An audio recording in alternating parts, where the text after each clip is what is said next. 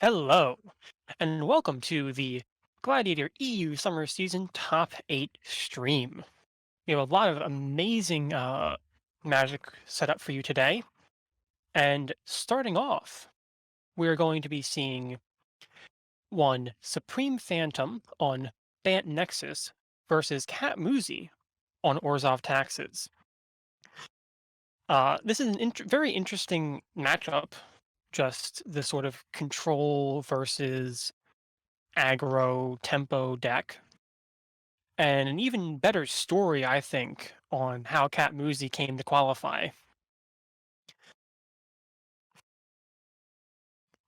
where Catmoozi has the least amount of tournament participation, so to speak, of any in the top 8 today, where they showed up for just 4 of the tournaments, but due to a win and several very good records after that win, still managed to get enough points to hit the top of uh, the leaderboards.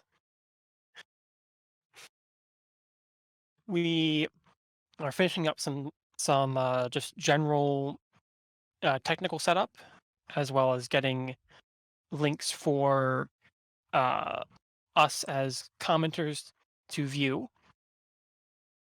Yes, higher seed will win the coin flip, as per usual top 8 rules, and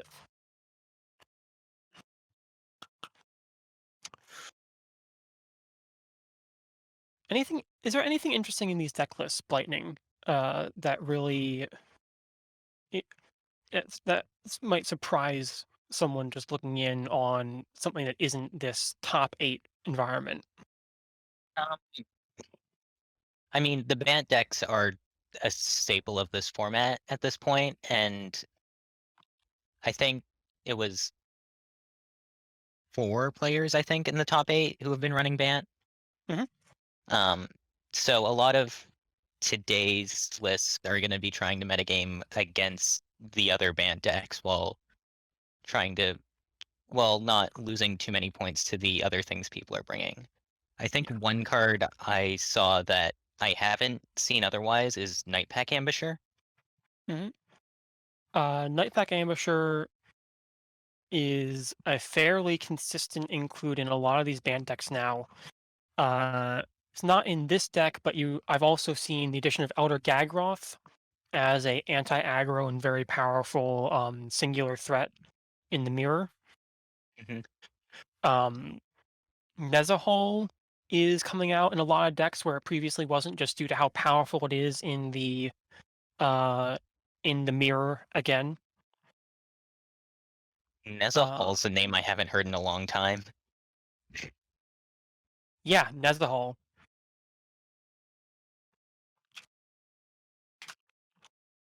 Oh. Just finishing one thing up. And then on the Orzhov Taxes list, I haven't actually seen this before today.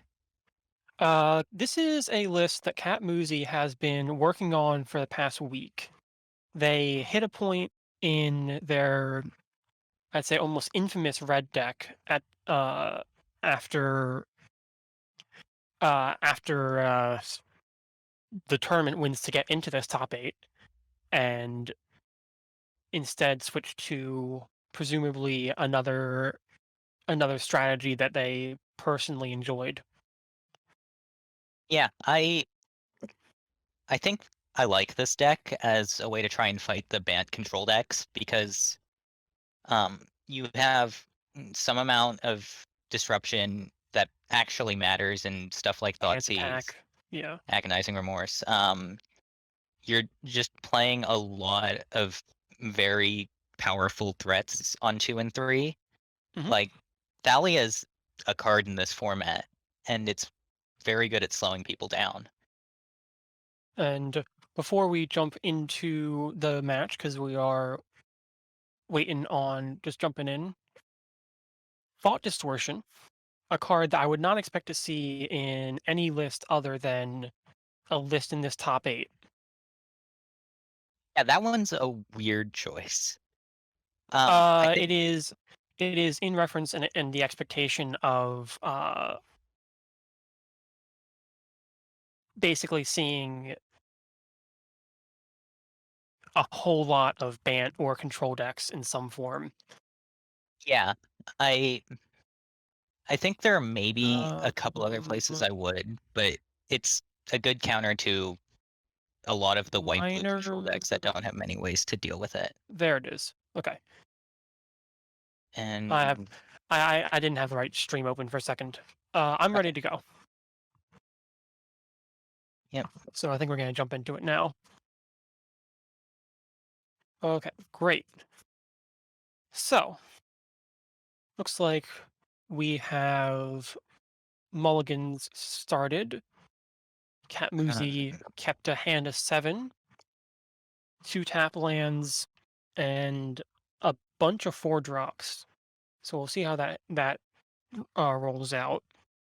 The hand seems a bit Archermaster. slow, but the kite sail drill bit might be able to disrupt the opponent long enough for the It's a lot of force to disruption, matter. that's for sure.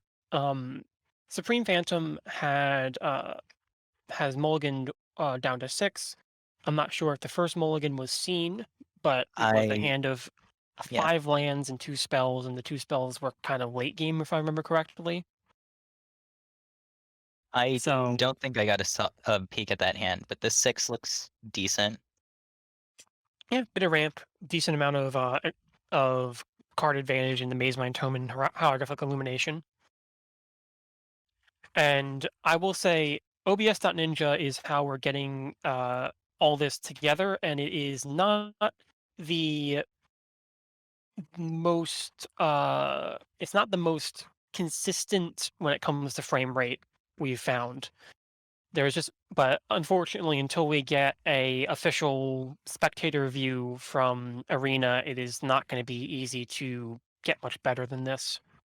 So I do apologize for any frame issues, but it's kind of what we're gonna have to deal with. Yeah. So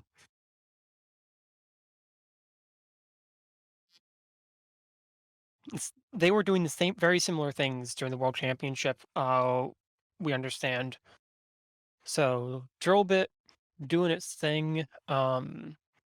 Probably gonna hit the shatter the sky. I think it's Shatter or Borrower. And you You can you hit bar with drill? Yeah, you can hit bar oh, with drill bit. yeah. Yeah, it's not a duress. It's just 3 mana. Um. So what is the path that Catmoozi is looking to take? I see something that can be played on 3, where while Supreme is continuing to advance mana and kind of continue with their game plan. Godless Shrine picked up. That allows any of these 4s to get played. Okay. Yep. Going for value. I think there was an argument that could have been made for Seraph the Scales as uh your first creature because it dies pretty well. Yeah. And Ranger of Eos, what are the hits on Ranger of Eos? I'm thinking it's probably gonna be Stonecoil Serpent and something. I don't know Yeah. what that other something is. I could see it being Alseid of Life's Bounty or Dauntless Bodyguard, hmm just as more Uh, protection against. another good option being the vampire dude, Knight of the Ebon Legion, just Yeah. as a compounding threat.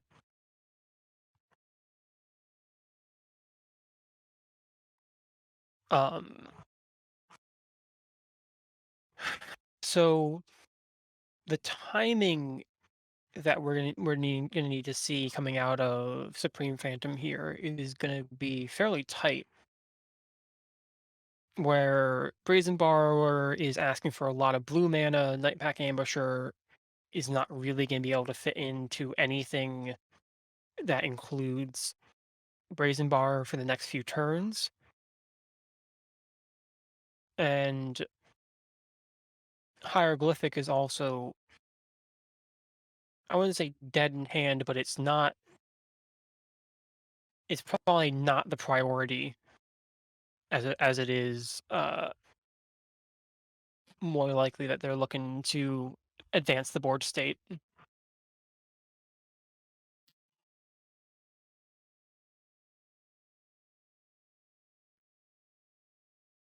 Choosing to What protect type the of? ranger here. Hmm. That's interesting. Uh, I think this Resplendent Angel's more likely to do more for you in the long term. Like this ranger's yeah. already gotten its value, and the angel can take over the game if it manages to stick around. I mean, it what it did though, what was that it turned the Nightpack Ambusher from ambushing at 3-2 into 2-1. But I'm not sure if that is how I personally would want to use that protection spell. Um, I will say, if we take a look at the suite of sweepers that Supreme is running in this particular event, we're not seeing the full cast today. Notably, no settle the wreckage and no Uh, time wipe. the list I'm looking at has settle, but yeah, no time wipe. It's Oh, do I have the wrong? 1 second. We have. Eh, come here.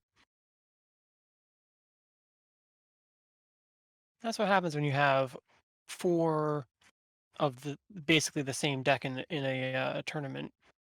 yeah. I had Archermaster's list open, which was very similar. Yeah, Ah, so no time wipe, but we are on Wrath, Settle, Shatter the Sky, and Nova. yeah. Um, and I was incorrect in Supreme being the person playing Nezahal. That is Archermaster. My apologies for the confusion. Uh, Uh, Supreme, though, is the person is playing both Thragtusk and Elder Gagroth, which are fairly flex slots in these Bant lists. Bant Nexus, just as an aside, has come to show as a very popular and very powerful strategy in the tournament scene. Insofar as a tournament I played on Thursday, I played against four of my rounds were against Bant Nexus. yeah, Bant's just able to play all of the really powerful cards. Hmm. And the combination of having a lot of good wraths, actually, especially since they gave us actual Wrath of God, Hmm. and a bunch of powerful threats all along the curve, means that the deck somewhat builds itself and just wins a lot of games. Yeah, and I would like to note though, just because we're seeing a lot of Bant Nexus does not mean that Bant Nexus is either oppressive or more powerful than any of the other options available right now. What it does mean is that a lot of people who are playing at a higher level really enjoy Bant Nexus.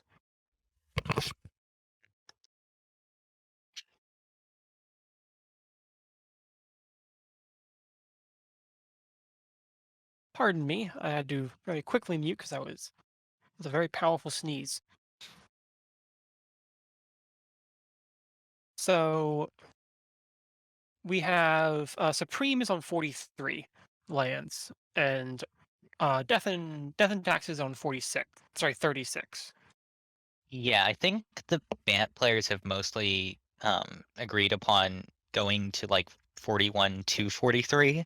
Yeah, somewhere between that. Um, and also, uh, Catmoozi, known for winning a Gladiator a tournament with a 27 land red deck. Yeah, They're they've been arguing for playing less lands. yes.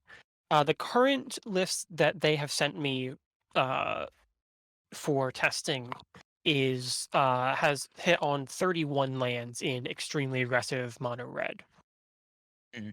and I think that is a pretty fair point. But Yeah, I don't really agree with that assessment of mono red, mostly because the 4 drops you can play are so impactful that you want to be able to mhm, cast them. But they've had success, and it's a good deck. yeah, no, I think I just think that especially just as more sets come out and you're able to play the lower cost stuff earlier. Pardon me. Those low land counts, really aggressive decks will continue to get better. No. Also, I will note that this Wolfpack Ambusher is really carrying the ground game right now, and it's gonna soon become a very problematic threat, especially with the Resplendent Angel not getting to get off its ability this turn with this Brazen Borrower. Yeah, this 9 pack isn't making too many tokens at this point because um, Supreme's No, been casting Teferis instead, but it's still 2 bodies stopping this Ranger of Eos from doing anything. yeah, and it's keeping uh Catmoozi's game plan to basically to exclusively playing playing flyers. So Supreme is kind of hitting their stride though, where this next to fade after right after Nightpack Ambusher effect means it doesn't advance the board state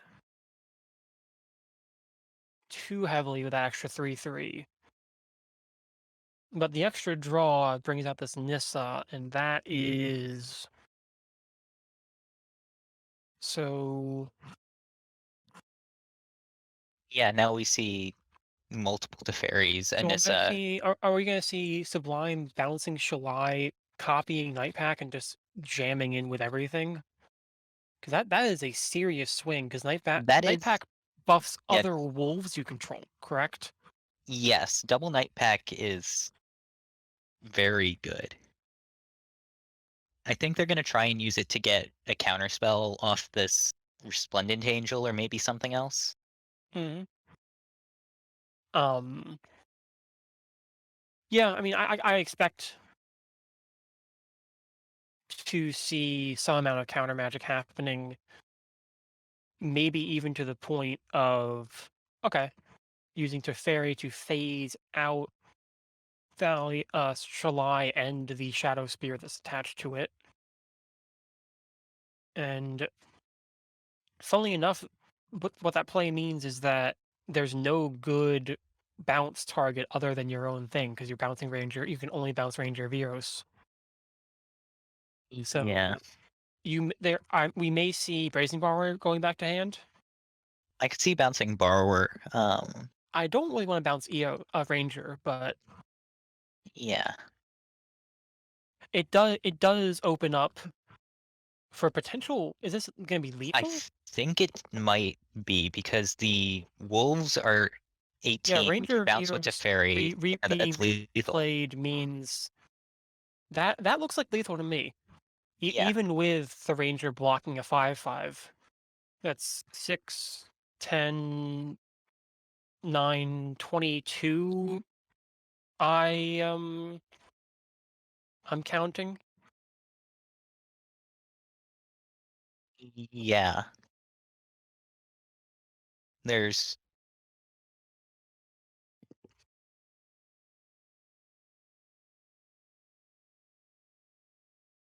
Yes. So I will note though, we are looking at,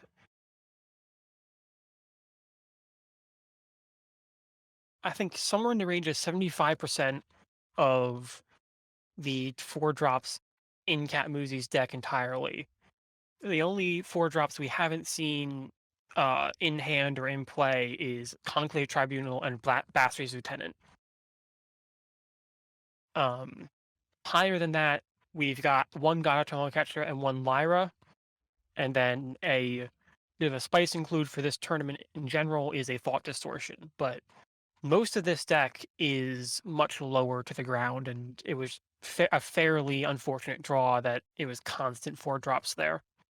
Yeah, I think if they see an untapped land in the first 2 turns and are able to land that Kite Sail freebooter, this game goes very differently. Yeah, in the exactly, because the Kite Sail Freebooter into the drill bit in those early turns would have been uh much faster. Interesting decision here to lead on the Bodyguard instead of the hand attack.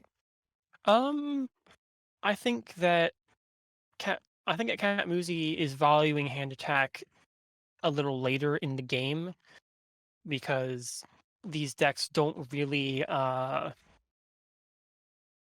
turn 1 matters a lot less in Gladiator, especially when it comes to these Bant Nexus decks than say turn 2 or 3. Yeah, that's fair, but I also think that being able to like lead on Thoughtseize and then turn to Duress and Thoughtseize with your mana in hand is I might be Yeah. wrong there, but double spelling seems important when Well, you weren't this oh hand's still looking for a like land. lead on Thoughtseize and then Lieutenant and Duress on that second turn is what you're saying. That's Yeah. how you would have wanted to do it. That's I fair. I think you definitely well, I would definitely have led on Thoughtseize, and then from there you can decide if you want to double spell or if you just want to play this Apostle.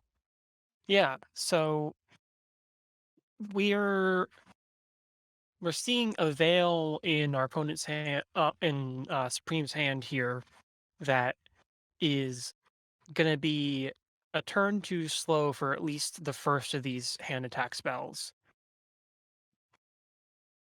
and I presume Mm. is coming out though. Yeah. I think you So if if huh. veil isn't taken though, just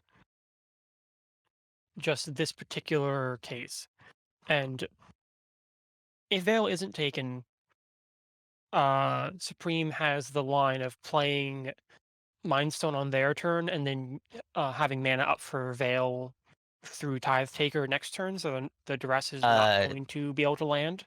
they don't have an untapped land for that because Castle Oh, Vantress is enters Castle tap. Vantress not? Okay. Yeah, I was reading Glacial Fortress as a Hollowed Fountain, my bad. And I do think that Catmoozi sequenced the way they did with the mindset of I need to pressure early and hand attack before turn 4 when things like Wilderness Reclamation and the like come down, yeah, where your mindset is a little further into the realm of I I want to hand attack as early as possible to just to prevent shenanigans, yeah. which I think both are valid, but one is different than the other. Yeah, I would like personally. I think having that information on turn one to be able to better sequence your next few turns is good, but there's the extra pressure is also pretty important. Yeah. Uh, though I will note that Joriel is the worst thing that Catmoozi could have come up against in this game too. It is a one of in the deck, and it is a very unique effect, so to speak, where it turns early card draw into bodies and blockers and pressure that is not going to be simple to get through. Yeah, Joriel just lets you develop your plan while creating a bunch of blockers. And then late game, if you have a few creatures out and you've kind of Draw settled into cards. having drawing cards, it it just ends games. Yeah, And no. especially with a lot of the effects that this deck is playing early, like as we saw the Uro, your Teferis drawing you the second card, Hmm. it gets out of hand pretty quickly. Exactly. It's not. It is a lot of value to have to get through.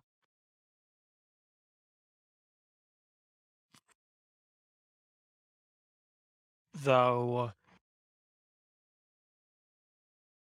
I think if we see,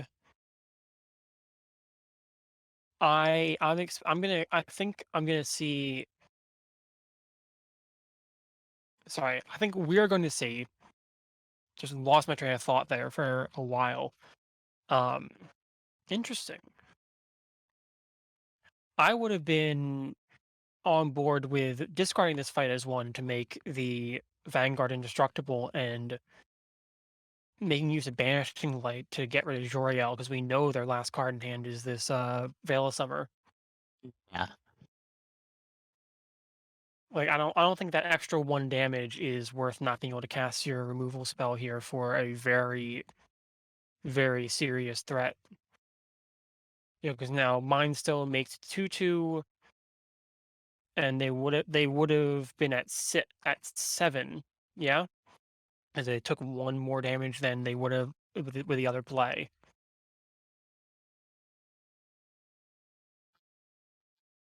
I think I would have, I don't know about this, but there was maybe a spicy line in which you block with Joriel to turn on this Uro, but then again, but Supreme saw the better line of just casting Veil as a card to put into the graveyard. Hmm. Veil at this point fairly useless. Um, and the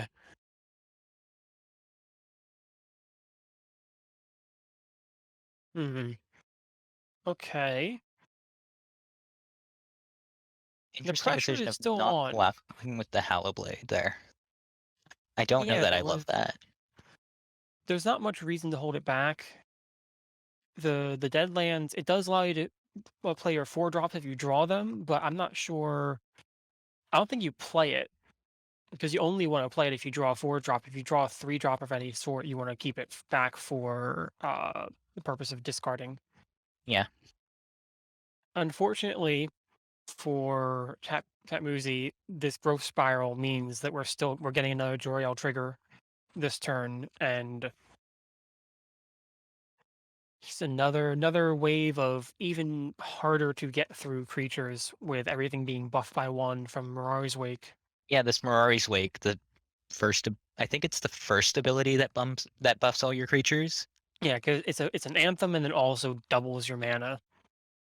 Yeah, I usually you just care about it as a mana doubler, but having ways to block this Eidolon because the first strike was making it able to get through is relevant. Yeah, no, the clock is now down to flyers, and we've got only a 1/1 flyer being face down right now. Playing the Wall of Blossoms means that we don't have a guaranteed Joriel trigger next turn as we would have otherwise, though. Yeah, I think there's maybe an argument to playing the Guardian Idol instead, Hmm. but this Wall of Blossoms as an extra Oh, blocker also and makes there sense. is Agent of Treachery, which is probably going to end this game. Yeah, I think even Agent of Treachery might just be taking a land, even if it wasn't taking the final yeah. flyer. Heartless Act. Few turns too late, I'd say. Yeah, if you were able to kill this Jor-El earlier, then maybe you win this game, but Hmm.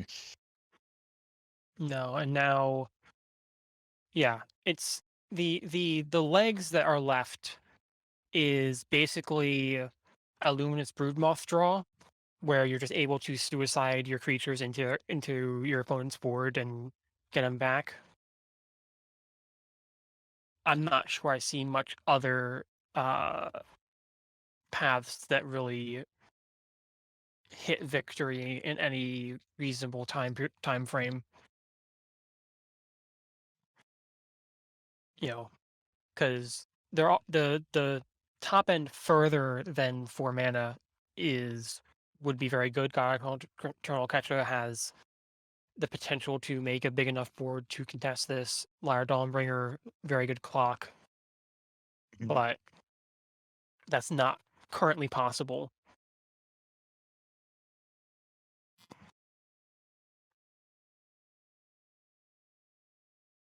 Uh, I'd love to point out that Heartless Act in response to Arrow Trigger, very, very smart play there from Catmoozi, recognizing that their opponent was tapped down below where they would be able to cast most counter spells that they have in the deck. Yeah. And in this case, it really did matter because neutralize was the draw off that arrow.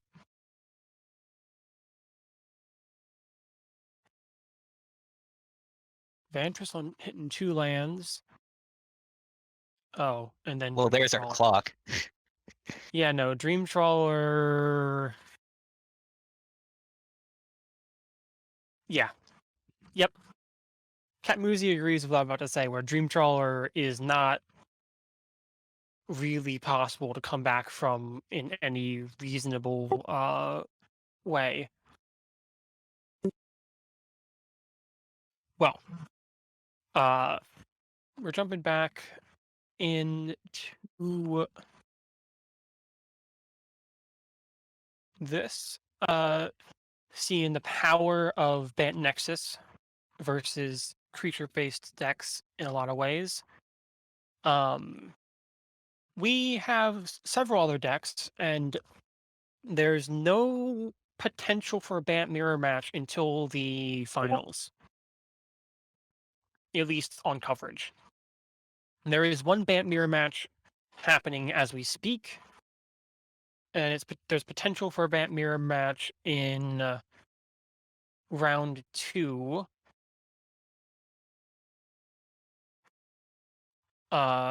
Where Supreme will either be fighting Giant Twinky on Raybar's Mono Black aggro list, or see Savrat on Bant Nexus. Um, Looking at the match reporting, Mono Black got there, so that'll be. Oh, so Mono Black has brought down one Bant Nexus deck and is they need to bring down another Bant Nexus deck to make it to the finals. Yeah. Do we have any matches that are currently ongoing that we're gonna jump over to?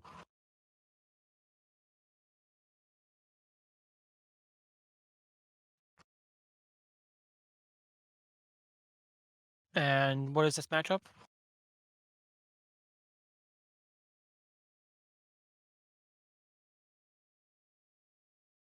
It's the mirror. Okay.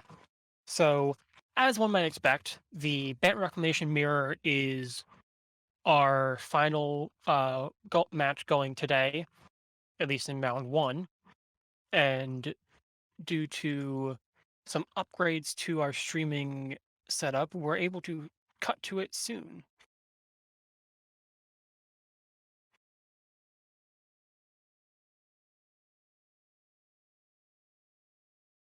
EMG versus Archermaster, if I'm Yes. understanding correctly.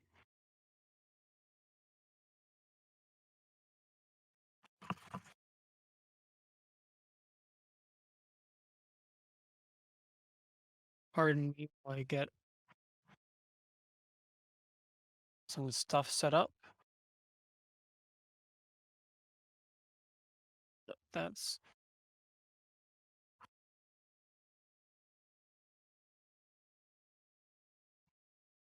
okay. You can switch. I'm still grabbing deck lists and stream links and all them.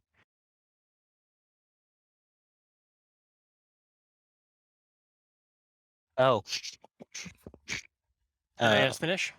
yeah, game just finish off Ah, shame. another Joriel Mirari's Wake draw. Oh man, that is. I mean that's it. Joriel is a card that took a while to be discovered, but it is a all-star in these decks, Yeah, so to speak. So is that meaning that we know the results of all but Brave JRL and DwaginFodder's I match? believe DwaginFodder won with green-white aggro. Okay, which is a shame.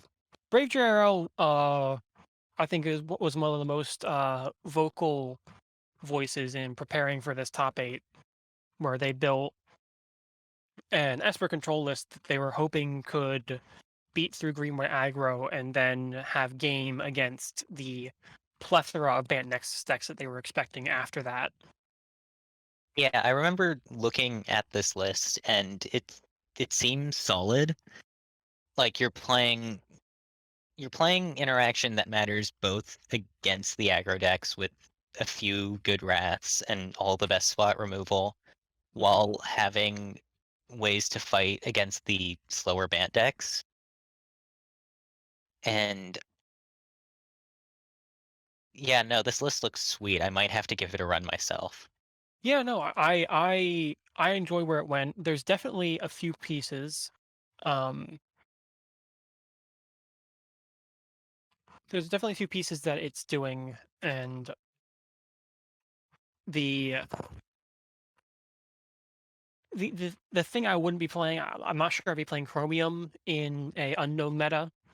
Chromium is very much a call in being able to hold up interaction against the Bant deck because you never want to tap out until Mhm. the Bant deck's end step, and even then, Reclamation can kind of change that math anyway. Like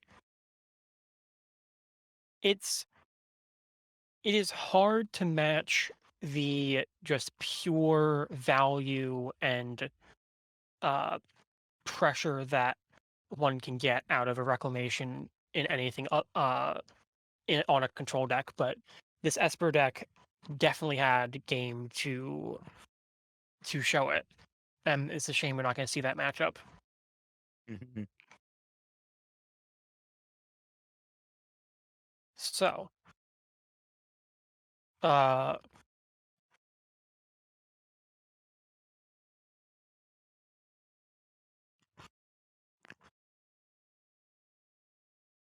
where we have a little bit of tech setup to be done before we can jump into round two. And I think to facilitate that, we're going to take a few minutes on break. I'll still be in chat to answer any questions if those come up, but uh break time.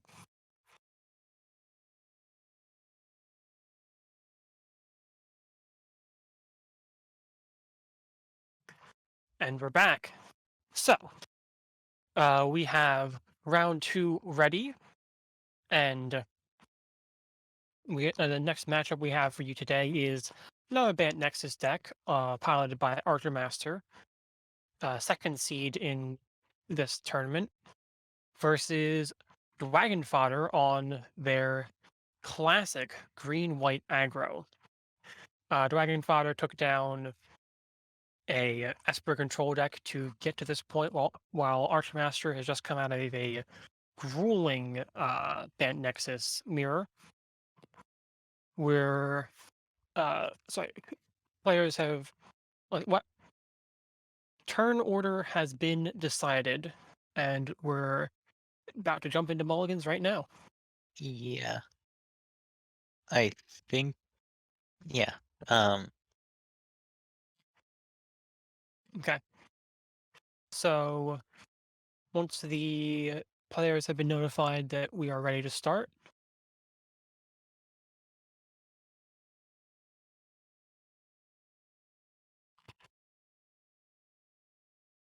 Great. So, Archermaster, first one to consider this mulligan, and ooh, two bad hands to start out.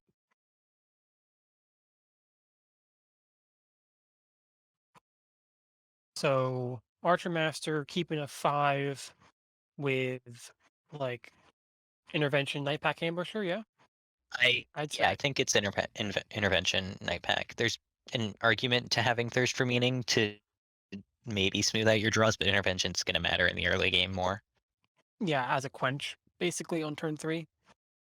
Then DwaginFodder has all of the cards you want in this matchup, where you've got 2/2 drops after a tap land curved into shifting Ceratops, Yeah, which if Joriel is the card that beats the Nexus in the mirror, Ceratops is the card that beats Nexus in this deck. It I is yeah. I don't love leading on Destiny Spinner here. um Um, I'm not against it because what it means is every creature afterwards is guaranteed to hit the field.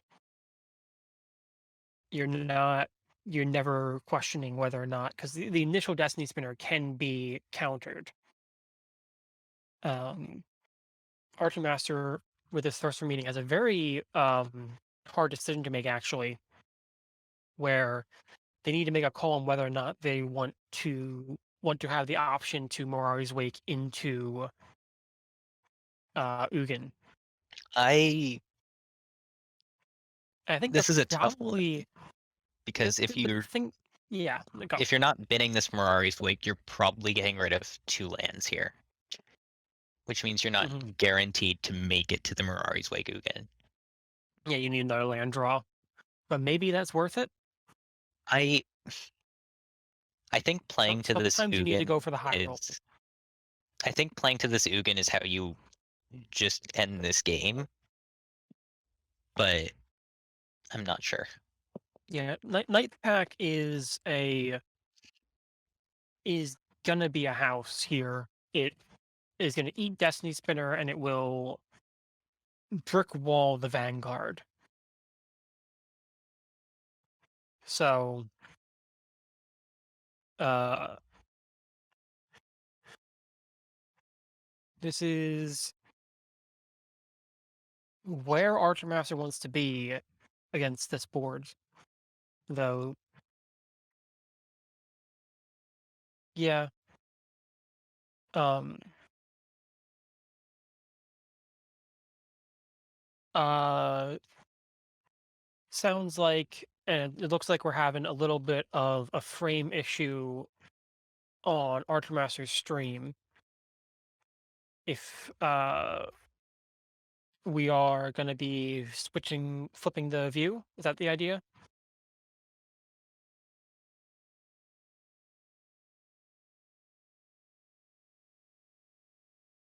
Okay. Um, we apologize for the technical issues. OBS.Ninja is um not exactly where we want to be perfectly, but it is the best we can do with the tools we have. Yeah, it not Um, perfect system. oh, very much so. But going back to the game, rich card being drawn after the scavenging use means that not only is Adanto Vanguard an attacker that can't be eaten by the wolf pack, but so is scavenging use. Are we going to be seeing a full block from? No, just just the chump from the wolf that's coming. And there's an argument to throwing out this Veil of Summer to fill the bin in case you draw Uro later. You don't have time afterwards, but Yeah, it's I assume completely dead in this matchup. Yeah, Yeah. the only thing is that you might want to keep it for your 4-drop dig spells, Chemist's Insight, Radar Revelation, Teferi. As a card, you can guaranteed discard. We are, though, in this situation where if Archermaster draws a little bit of stall, I'd say so far, maybe even going so far as to chump with this Night Pack Ambusher later down the line. The Ugin comes down in 2 turns. Yeah, this Ugin's not too far away from happening. There's probably some amount of regret on discarding that Mirari's Wake at this point, but I think there's the Ugin's the obvious thing you're playing to. I'm not sure how much you want to conserve your life before with this night pack. Yeah. We do know that uh conserving life is going to be important due to the shifting Ceratops coming down afterwards. Dragon's correctly reading that the way Archermaster gets out of this is by sweeping their board anyway. So if they get um if they Also get to it, important to note, this yes. crystalline giant that's going to be drawn and maybe played gets around Ugin. Yeah, no, it actually Crystalline Giant played plus Ceratops in hand for this next turn. Oh, interesting attack. Playing around Settle, I guess. Worried about Settle. That's definitely that was definitely Dragons being worried about Settle. Yeah. Crystalline Giant in play, and then Shifting Ceratops on the back end would have been lethal even through this Ugin. I think I mean But they could have Archermaster could Ugin for 3 and keep their night pack. yeah, I mean that But you're still in very good shape then. sorry, it could have been lethal with 2 chances to find uh like flying or evasion around the night pack. Mhm. Is I didn't get the full thought out.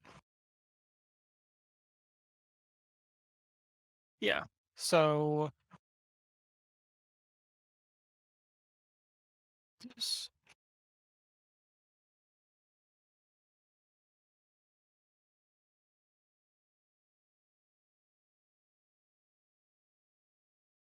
let's look.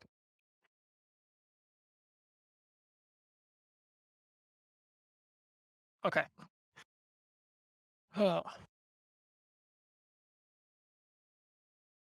Now this fight is one that got drawn lets you kill this night pack ambusher. Hmm. Kite is one. Yes. Where? Um, I'm, I'm sorry. I got distracted by fixing my deck list because they got all messed up in confusion. no worries. But the Ugin was -4 to hit this shifting Ceratops because there's not really another great answer in hand. Oh, the Ugin came out after. Oh, what did? No. Oh, okay, okay, yep. You, I'm back on board. I understand what you're talking about now. Um, I was definitely not paying attention for a good second there. Um, Castle Vantress doing its thing, bottoming a bunch of useless cards and making things again. If Archermaster has the chance to wait long enough on the Sublime Epiphany to get it on any of their creatures, we may see a turnaround. Yeah. But Sublime Epiphany is going to be good no matter what. But if Archermaster gets the time to use it on a creature, they may really they may really take the game back over. There's almost an argument to using Sublime Epiphany just to bounce the Crystalline Giant if you're really worried. But being able to just throw the giant back to hand and counter draw.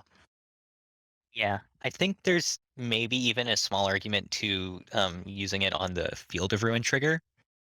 Um, Mm, like I this, that Castle Vantress getting you back into draws that take over the game might have been helpful, but mhm, I'm not too sure on that line. I think that I would be more on board. And there's Dreamcrawler, and that's kind of the best card they could have drawn there. It blocks the Crystalline Giant when it finds anything but Menace or Death Touch, and even does actually block Death Touch, but dies in the process. So this roll, oh, that's not what they're looking for. Basically, Crystalline Giant finds Menace and forces this. Oh, Oh, okay. No, that's disgusting. Sphinx's I Revelation. go so far as to say unwinnable at this Y- point for Yeah, that's green white aggro. Sphinx's Revelation. There's no big Gain way 13 to life. kill someone at 26 at this point, especially when you're facing down lethal.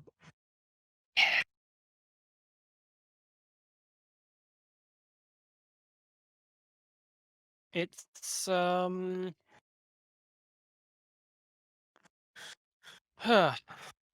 that's why you play the Bant cards.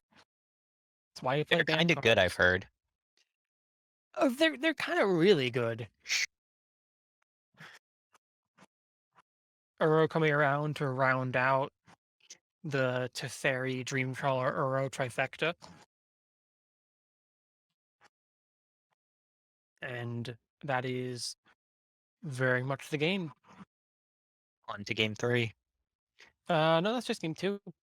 Oh, That was the first right. game. That was. A lot happened, and it was very swingy, so it kind of felt like it was 2 games, but that was DwaginFodder being just a little too slow and letting Bant have a little too much time. Uh,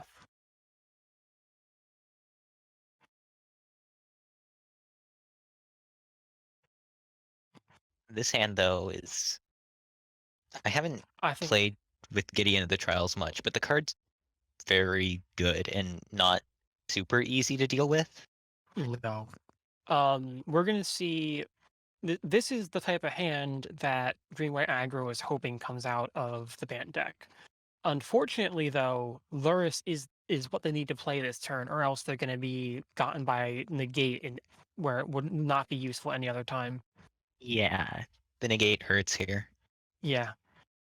You can't really predict that, but you can. You do know that your opponent's playing nothing to interact with a creature from 2 mana, whereas Oh, hey, Joram. Joriel on the top deck. That changes a lot in this game. Can we get the fake out?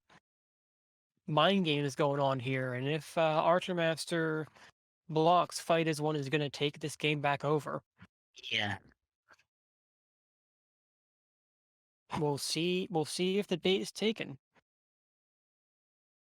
unfortunately, there's nothing in Dragon's deck that cares about, say, like a raid trigger that this could otherwise be. So it's kind of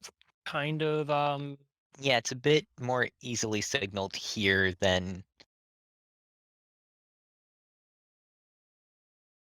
and I don't. Archer's thinking about it. Oh,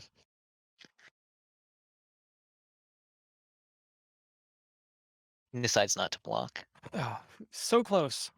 It was so close to happening. I mean, either way, you play the you attack with the Pel Collector to hopefully get that 1 damage in. Like Yeah. the upside of the bait being taken is so high. Chef Monitor coming out. Are there deserts to set fetch, We or is it have just a 4 mana? we have the deserts that cycle for 2 mana. And we have all of the Revenant cycle, but I don't think any of those would be things you want to be playing in Bant. Well, my question was, are they in the deck? And the answer is no. Right. Yeah. Um, None of the deserts. I've seen both Chef Monitor and Crows and Tusker coming out on these lists. Fight is one being used here to push damage through with this Pelt Collector. And this is what you're needing to do. You need to put the pedal to the metal and just get things out.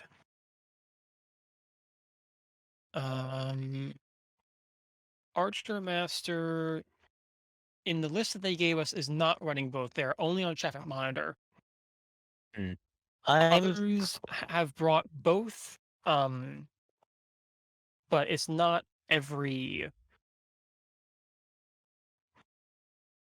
not everyone on both. A Crisis, yeah, I'm a cat double block here.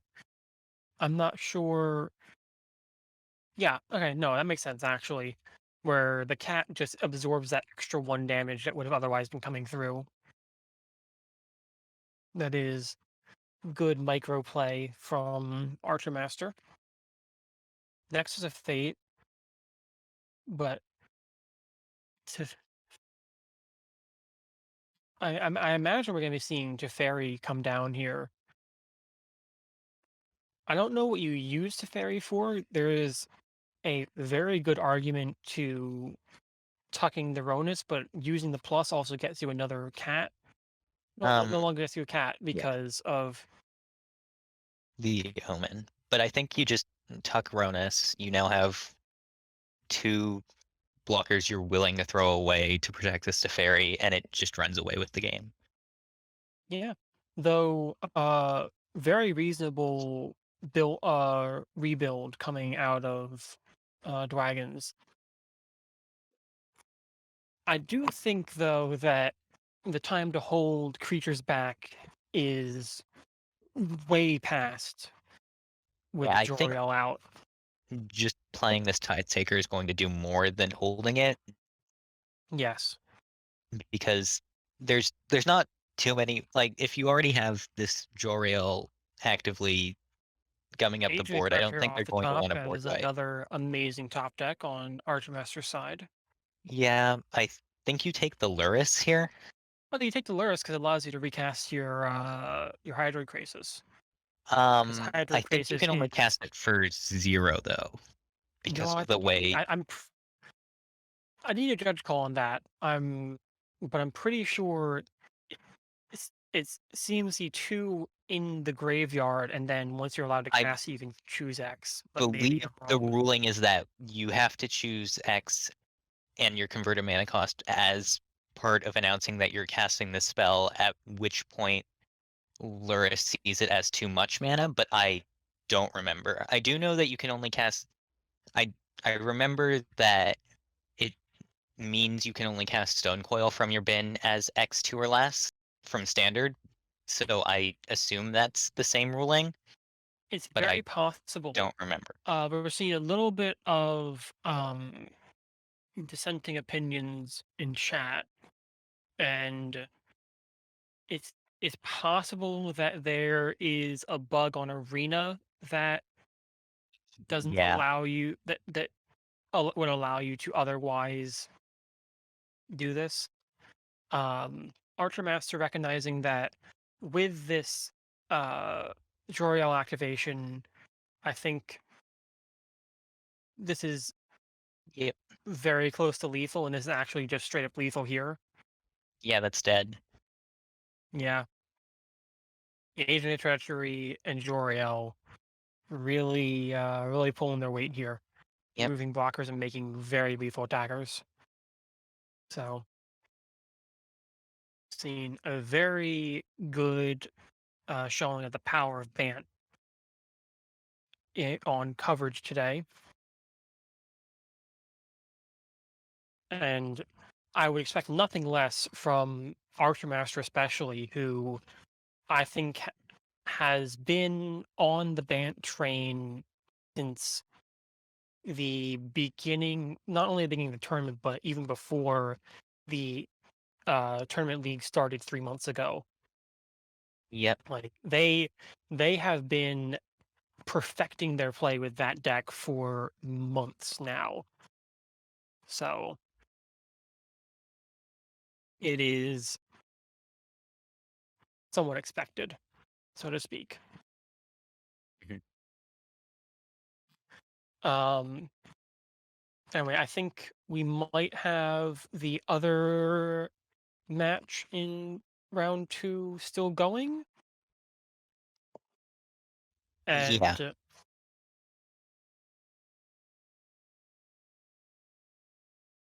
and if we can get in before the match is over, we're gonna jump over to that before we take you to the finals, where Archermaster is going to be jumping up against either SupremePhantom on Bant Nexus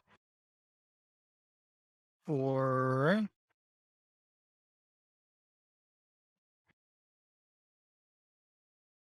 uh just for the gameplay, yeah.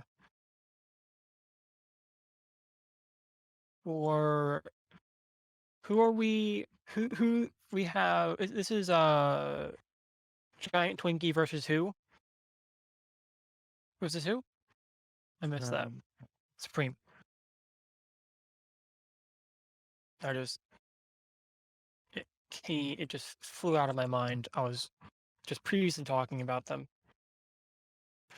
Okay, so it looks like one game has been won by Supreme already, but Giant Twinky is very very close close to to winning.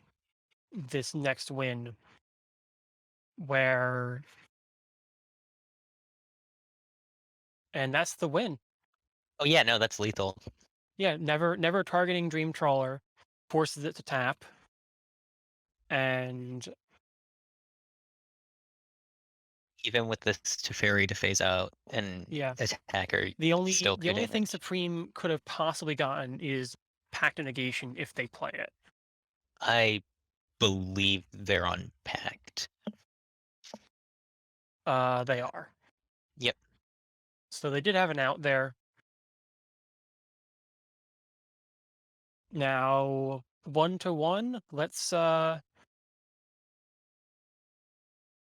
see what we can grab in this game 3.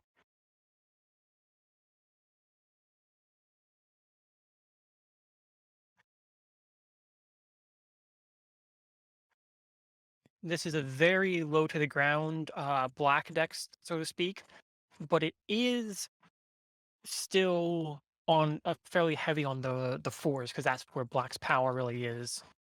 You know, Phyrexian Obliterator, Spawn of Mayhem, Rankle, those guys really pulling a lot of weight in in matches.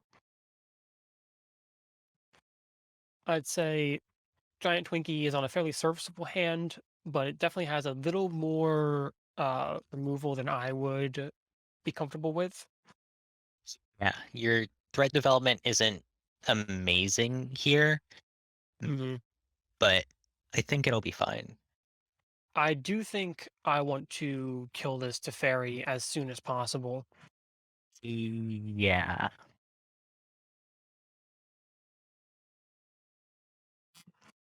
And they do. Yeah, yeah. You just can't let that sort of a value engine go. Nightpack Ambusher coming back and going to eat this cunning night bonder. Probably just going to also eat a walk the plank after. But Yeah, no, you're right, because you can't let that value start happening. Though Phyrexian Obliterator is gonna be very good in this matchup right now. yeah, if you can't find Well, Pack Negation oh, is Supreme's answer here, yeah. and I do not see a world in which Pact does not come down on Phyrexian Obliterator if the possibility exists. Though, Choosing to go for a heartless act okay, play. no, I like this. I like this a Mhm. lot. Yeah. Because it also uh Supreme is one mana source away from being able to cast this Ugin next turn. They just found that. So I don't think there's anything that's gonna be countered, so to speak.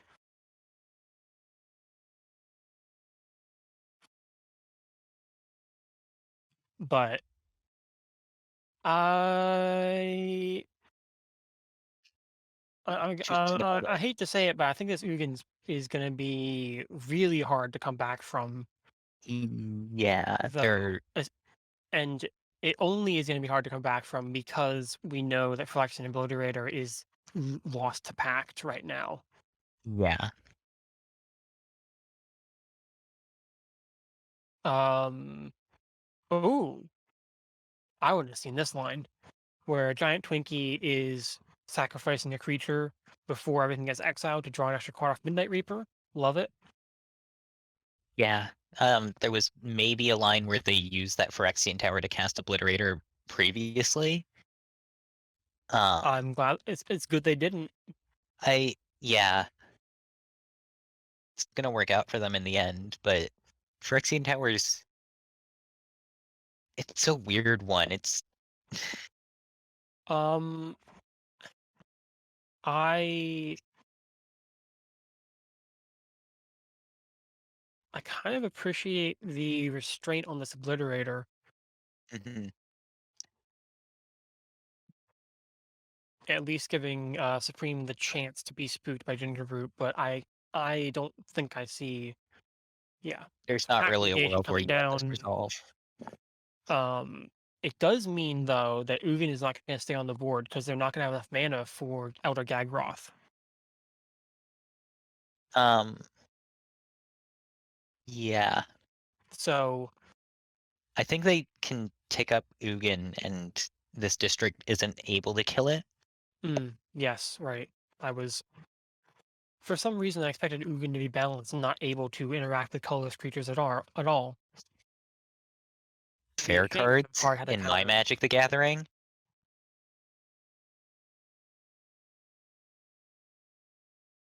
Mm, Narset Narset probably not going to matter much, Yeah, I don't think but you but really care about Gagroth Nurse. is going to be kind of the game ender. You Yeah, can't if attack there's through it with a mobilized district, and it's just going to either get more life, more bodies, or more cards, and that's all things that Supreme wants here. I think mono black's more set up to deal with something like Gargaroth than other decks maybe, or at least other Yeah, aggro decks. because Gagroth right now, again, if Ugin wasn't on the board, would have to throw itself into the Foulmire Knight before it was able to comfortably start accruing value. But Ugin wins games, and okay, I see Reclamation commence the end game. Gonna continue to advance the board state. Rotting Regisaur. Very Yeah. good. But the Sugans also hit a point where you can safely minus Yes. for it. And we unfortunately are in a situation where we're not. That's right. No, because this Restless Knight can't not attack. I forgot about that line of text on it. Mhm. But even if there's stability after the Ugin, this is just going to be. Yeah, there's not. This Teferi's just lethal, isn't it? Because you The can fairy. bounce the Regisaur and then Ugin the token Yeah, by no, that uptaking. is Yeah. that's no, that's one off. That's 10 damage and they're at 11 because the Isn't two it? two. Because there's the Gargaroth, there's the 3/3 Beast token, and then there's also the 2/2 from Commence. Mm. Line being pointed out where you could have used the Phyrexian Tower to throw away the Oathsworn Knight just entirely Right. before attackers, Just so you don't preventing. give the Gargaroth trigger. Yeah. Hmm. So the finals is the Bant Mirror. Um, are the aggro decks of the format of the tournament made it through one big mana control matchup to die to another. Yeah. And that's just kind of what the people who were playing and enough in the summer season really like to play. I do also agree that Bant Nexus is a very powerful deck in the format right now, but it's definitely skewed by a lot of play preferences within these people because there are some people who were basically guaranteed on the deck already, and then you already have and there are a few people who are coming in and you're like, I think the best way to beat this deck is to play it. Yeah, I think Um, Bant in general is kind of. I mean, it's definitely the most well-known deck as far as playing in tournaments, and especially here where we have 2 or 3 Bant regulars who made the top 8. yeah, It's it's a very it's consistent deck, yeah. and it has some serious nut draws, very similar to nut draws that you might see me finding on Omniscience, where you just use all the broken ramp to get out Nugan and win the game. But we have the finals coming up shortly. We'll take a quick break to make sure we get all the technical stuff set up there properly, and we'll be back in a minute.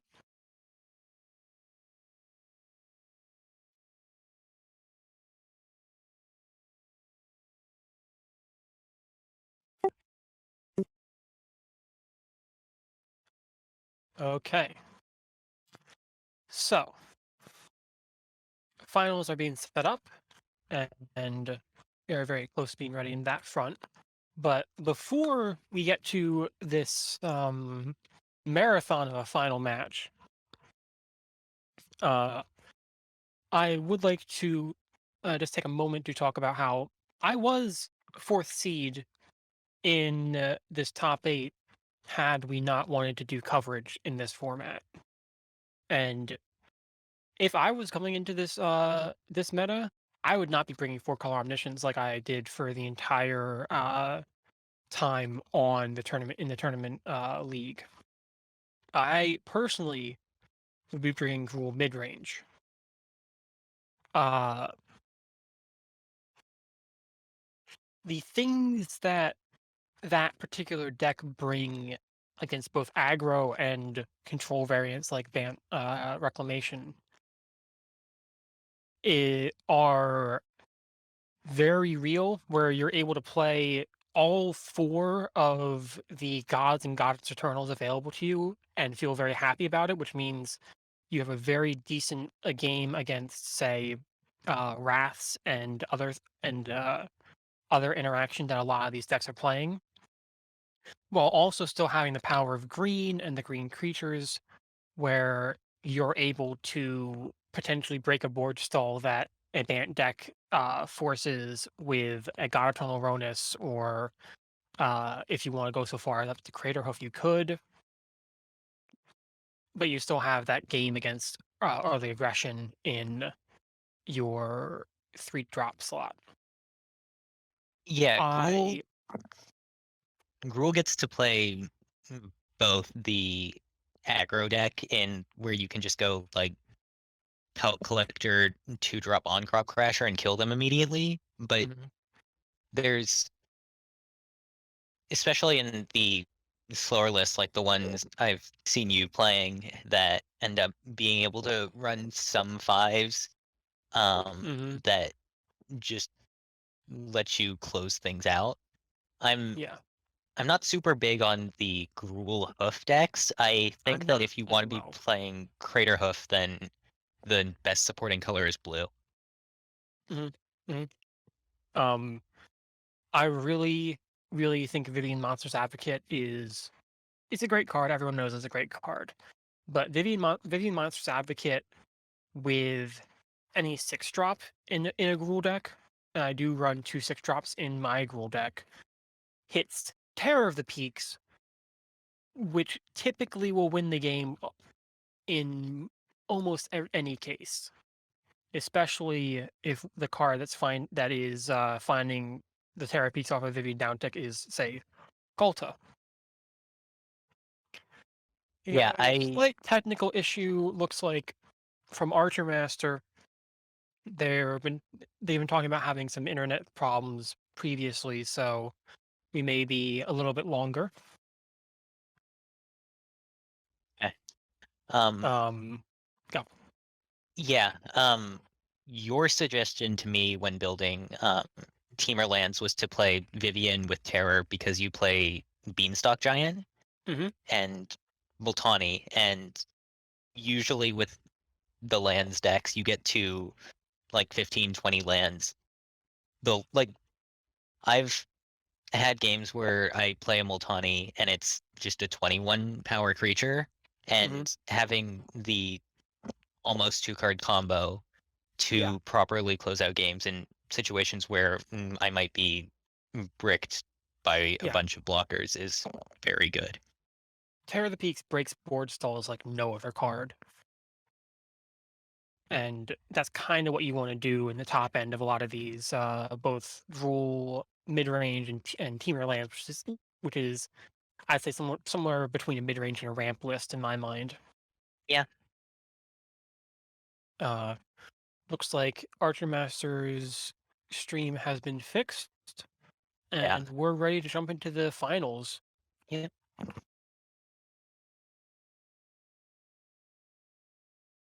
So, Supreme on the play for this first game. They're looking at a hand that I I'm just a little low on it because we don't have the green for Nightpack Ambusher. yeah, And Supreme agrees with me. Over to Archermaster, we've got 2 lands, Opt and Cast Out as the things you're able to play from the hand, but I yeah. guess there's enough benefit that they kept. I think you having the opt and the cast out to cycle to get a shot at a Greenland for this Tameo is Yeah, reasonable. Tameo is very real, and now Joriel has been picked up by Archermaster. As we said before, an absolute house in the mirror, and will definitely close this game out if it gets a chance to start moving. And with this, okay, good restraint from Archermaster here. Very very correctly reading the counter spell coming from Supreme, and looks like they we're opting instead to just do a little more setup, grow spiral and such. Because we do not want Joriel countered. Though, looks like... Playing into it while representing another counterspell. Yeah, you still, even Supreme, even if you are uh, worried about counterspell, you still have to try and get this Joriel out, because you cannot beat it with your hand right now. It completely changes the way the game works. Where right now it's kind of this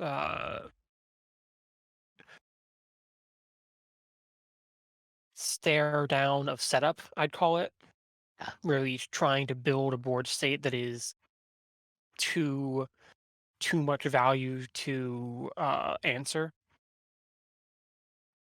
Search for Escanta is going to do very good for that. Yeah, Search for Escanta is one of the best cards in this matchup, because once it flips, it's finding every spell that you care about. Like, the only things it misses in your deck that you might want would be, say, an Agent of Treachery or a like Elder Gagroth. You know, the creatures that you teched in, but the amount. And now both players have a Sphinx's Revelation in hand. Yeah, it's gonna be interesting to see when either player decides is the best time to fire it off. Because Supreme is likely gonna have a better opportunity, whereas Archermaster is just going for it now. And Supreme saying that Sphinx's Revelation is small enough to not need a veto. And now Archermaster gets hold up, cast out with Absorb to protect it, though not really going to matter because of veto. Yeah, I mean, what was Castle going to hit here?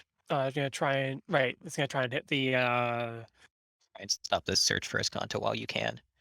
yeah. I Archermaster's hovering over graveyard counts, but I don't have. I think Supreme has 5 in the bin. Yeah, okay.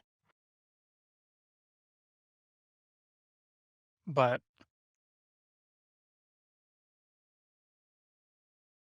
okay, so either Hydroid Krasis can come down as a threat, where this is Archermaster saying that they don't expect too much of a response from Supreme next turn, or just sort of go into a holding pattern of holding up Absorb, Dispute, and Intervention. Probably even going so far as to Intervention for 4 here to leave Dispute up. Yeah. Yep. And I think from Supreme side, you just have to let them have it because Yeah. yeah, I actually get it on an am very interaction. interested in letting him have it, because now with the cast out draw, you can cast out uh The your opponent's cast out. mhm. Looks like Archermaster's stream has exploded again, and we may be waiting for that to resolve.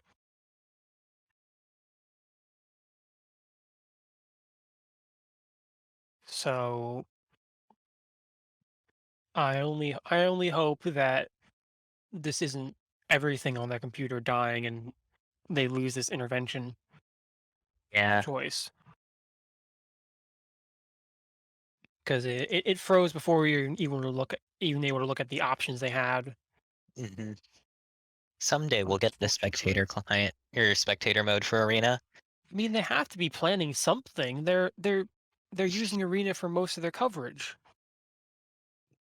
Yeah, right? you'd think. You'd think. Um, On going back to SupremePhantom though, they went completely. Is Archer's stream back up? Their internet went out. Mm, that That's unfortunate. is, yeah, it's very unfortunate because this is going to be a long match, and if the internet is already shaky right now, it may continue. Although, everyone cross your fingers that that's not happening. So, oh, Archermaster's back at least in arena. Okay. So, do you think Supreme is going to be firing off the Sphinx's Revelation for 3 with Veil backup? Um, I would presume that's the plan. Maybe. I think like if you wanted to cast out, you're probably gonna cast out while they're tapped down. In my mind, Yeah. maybe not though. I Maybe think you you still can. maybe you cast out. Um, you could cast out on Archer's end step and have both Veil and Veto back up, Yeah. and maybe force a counter war, and you have a fairly good chance at winning it. So, Yeah. I think you can hold the Sphinx's revelation for a bit longer mhm. because like Archermaster's on a full hand, and this is less likely to resolve even with the Veil, but being able to force a fight over the cast out with Veto and Veil to hopefully protect it, and getting back that Searcher's Kanto, which would almost immediately flip, might be able uh, to get you back into it. yeah, like if you're correct in thinking that Supreme is on 5 cards in graveyard, a full counter war where both Veto and Veil come into play uh, would guarantee a flip on Azcanta with no matter what the choice is, and just using, say, a Veto or Veil. I think probably just using Veil is more likely as the first item in this upcoming counter battle. Hmm. Uh, puts the graveyard count to 6, which means if you mill whatever comes out of Search Canta, you flip it, and now the only thing that can interact with Search Canta is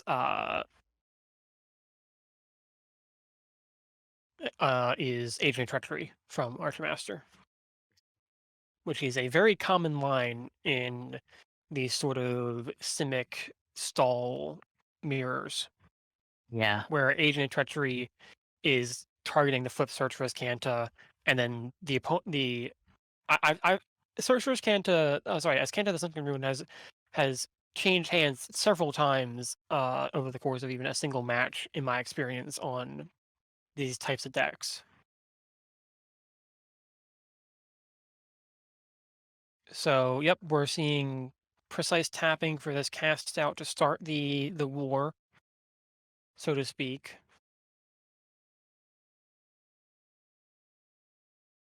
Absorb. Uh, Leading on Veil. Leading on Veil. Yeah, That's no, I like leading on Veil, because the reason you lead on Veil is because Veil Summer only protects you from your opponent's counter spells, whereas Doden's Veto protects you from everything else your opponent can be doing. Like that, this stops Veto stops an opponent's Wilderness Reclamation, it stops Ugins, it stops all that stuff. right. And it also means that actually, I think the more important part there is if you use Veto, they just Mystical Dispute on the original spell, whereas Veil protects it from a second counter spell. Yes. Veil protects it from all future counter spells if it resolves, which is why you want to put the Veil first Yeah. in these sort of counter wars where you were the person with less available resources. So we're firing off Sphinx's Rev now. Very, Feature very good resolve. call. I I'm very here for that play. Yeah, and hitting this pact means you're not Yeah, super no. punished for it. That's huge. And I think Supreme is on Pact where Archer is not. Mm, that is correct. So I think it's very possible that that particular choice is even going to be very meaningful in the games to come,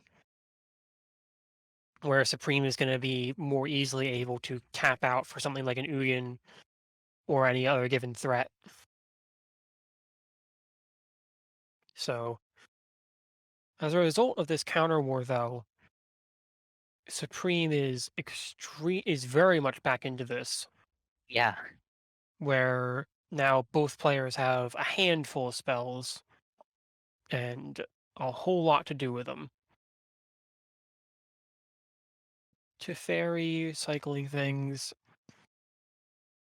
Now, neutralize and pact negation I think the can be Snarset doing work. with the Teferi is going to be It's gonna very be hard. important.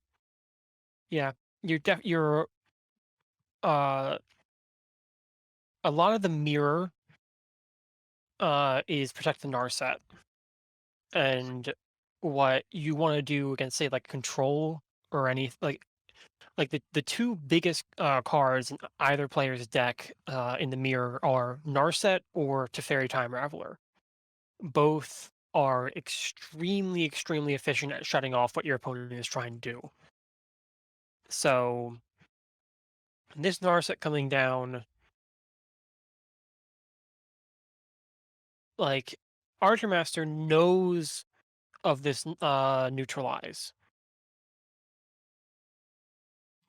So Archermaster is looking to Narset, get Narset neutralized, and then play out Tameo, rebuy Narset, and play Narset again.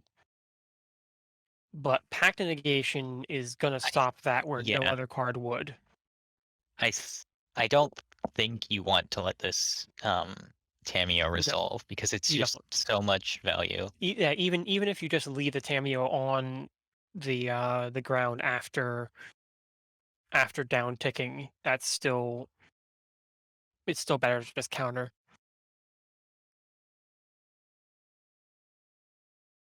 So Midnight Clock is I think an include only in the list that Archermaster submitted and in no others. It's an interesting one, um, but they're gonna have to be careful because if this game continues going long and they can't get this Narset off the board, they're gonna get uh, got by their own midnight clock. You can't defer the 7 cards it draws. Right? So looking to the long game, you're kind of saying to your opponent, "I am this Narset is not staying on the board." And Archmaster doesn't really have the tools to back that up right now. So EMG also had Midnight Clock. We're being told. So half the list had Midnight Clock in it. I do, but Midnight Clock, like I said, very bad against Narset, and bad enough against Narset that I would say, even if you're using your mana for nothing else, taking up the Midnight Clock before you know you can deal with Narset is a mistake. I I don't actually like Midnight Clock in these kind of decks or really much of anything anymore. Well, I think Midnight Clock is very good in in the mirror if you're not facing down Narset because it just allows a bit of a refill after you use all your resources, sort of trading back and forth. But it does have it definitely doesn't have as much game against the rest of the field, so to speak. Mm. Um,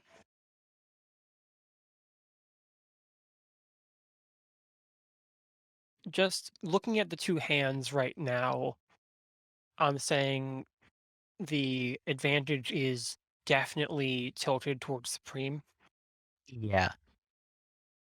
where Archermaster, they have a lot of comeback potential, but they are on the back foot and are needing to find an answer, whereas Supreme just is able to keep developing, setting up the deck, activating Ascanta Sunken Moon as many times as they can fit into everything else they're doing, Yeah.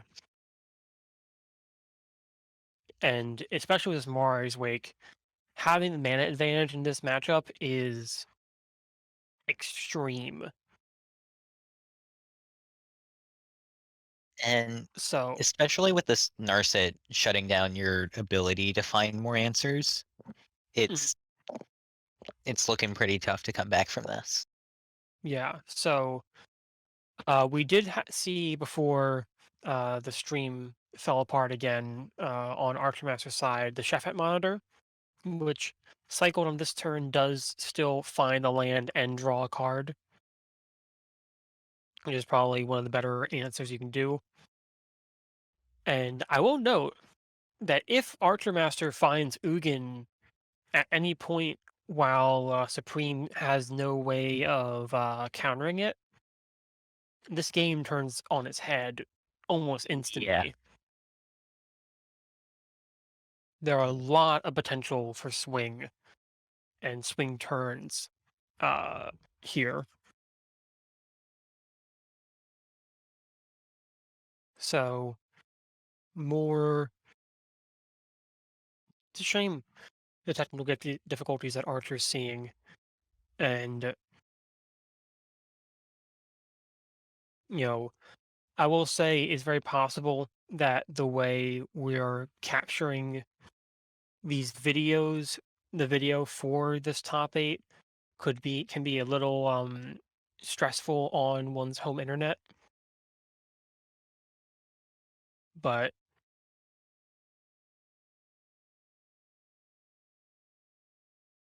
I'm not sure if that's the issue or if it's just a shaky connection locally. And they're back up. Okay.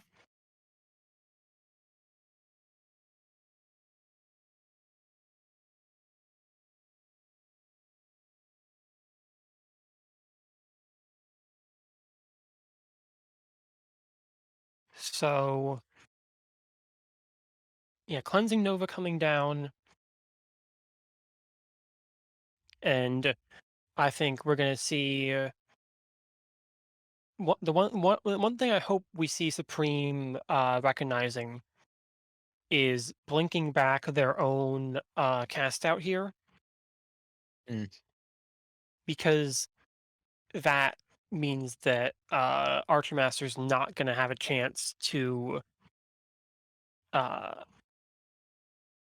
is not going to have a chance to use the cast out to remove anything And that yeah, survives. I think I was looking at maybe bouncing your own Mirari's Wake to keep the mana advantage you have, but holding up this cast out to be able to stop them from removing Narset is going to matter more.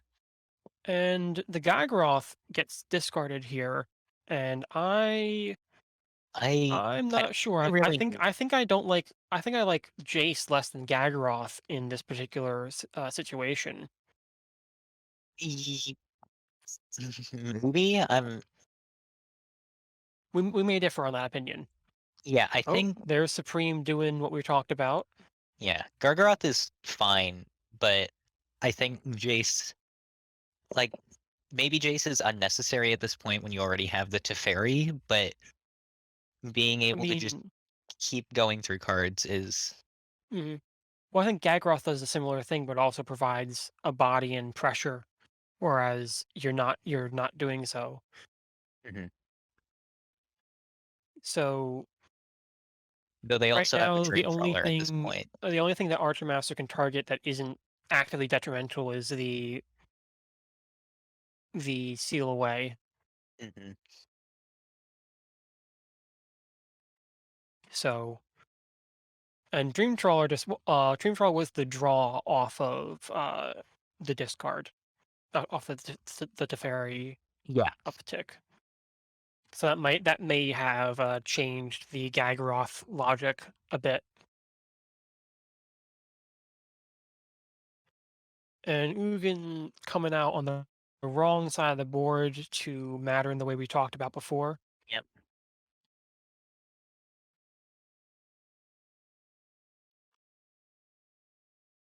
And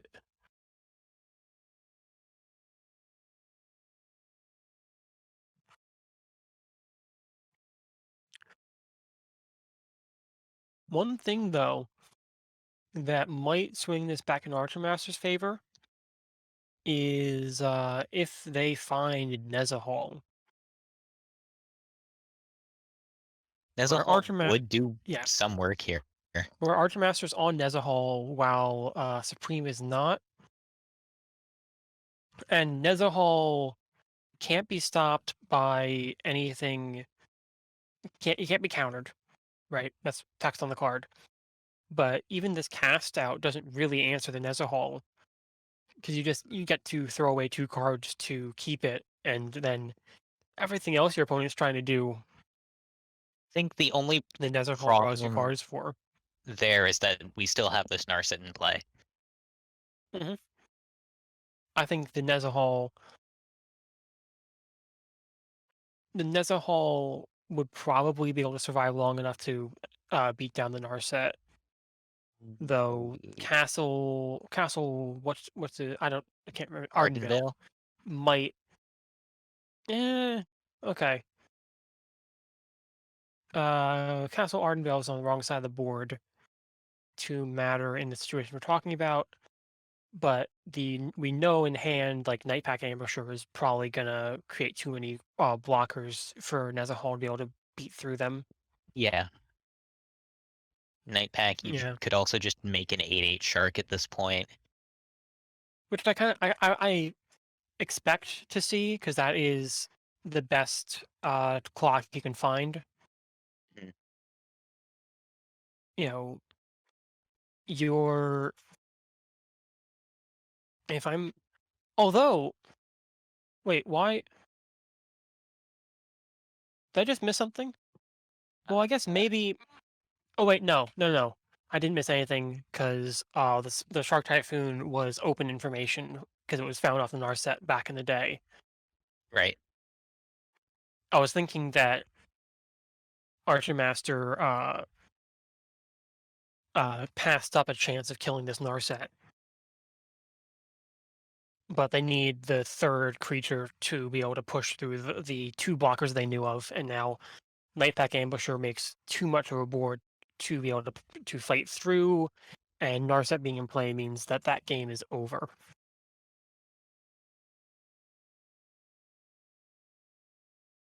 Okay, on to game 2. So, 2 interesting hands. The first hand from Archermaster might have been missed, but it I had 2 Wraths in it, which means it was basically I'd call that a 6-card hand because the Wraths are not very important, right? yeah. Now we have a very heavy blue hand coming out of Archermaster here, and probably yeah, just gonna get down this Maze Mind Tome. We'll see if they use the scry ability of it at all, or if they're just planning on drawing 4 cards over the course of this game. I think here at least you want to get one scry so that you Hmm. can maybe try and explore. Like Hmm. Hmm. this hand, if it finds a green land, gets to start developing more. But In that, you don't see a upkeep stop right now, but would you scry at end step and then also scry on your upkeep to hopefully hit even more? I, hmm, I Because would, like, if the first scry finds the green land, great. But if the second scry finds it, then you're golden, right? yeah, it's, You are throwing away some late game potential though. hmm, I think I probably would play to see that green source there because I think Yeah. being able to play explore and anticipate here is going to matter more, but there's definitely an argument to saving this Maze Mind Tome. Yeah. And Supreme might be a little spooked by the mana that's up and not play this Joriel. We know it would resolve, but they can't be sure about that. And no, we do know it would resolve because uh Opt could Archer find Nick. Master's list. Wait, yeah, No, you can't get negate and you can't do mystical dispute, which would otherwise be a low one. yeah, and they have an extra And mana for censor censor. and yeah, so like there's no piece of this that actually.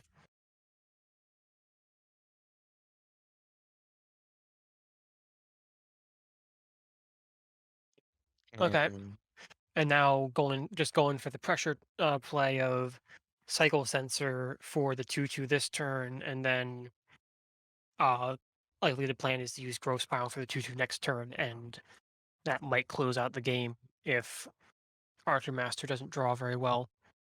but you do That see this is good. okay. Okay, no that that changes everything. That yeah, that hmm, Oh boy. uh, I I think Supreme can also still play the Snarset though. Yeah. Yeah, Supreme still plays a Narset, which means ooh, and I see Morari's Wake and Ferrari's Wake on a Jewel Rail board is very good. It makes all your creatures better than their creatures, which is just crazy here. We're getting a white source though, which means it's cast out Dovin's might Dovin's Veto is online now, Cast Out is online later. yeah. Um okay, Search for Ascanta found off Narset on Supreme's side. Another amazing card in even a specific matchup. I'd almost go so far as to play out an untapped land and Morari's Wake plus Search for Ascanta, I yeah. though Supreme may want the protection of Veto more right now, which I don't blame them for, Yeah, especially considering everything that's happening. I kind of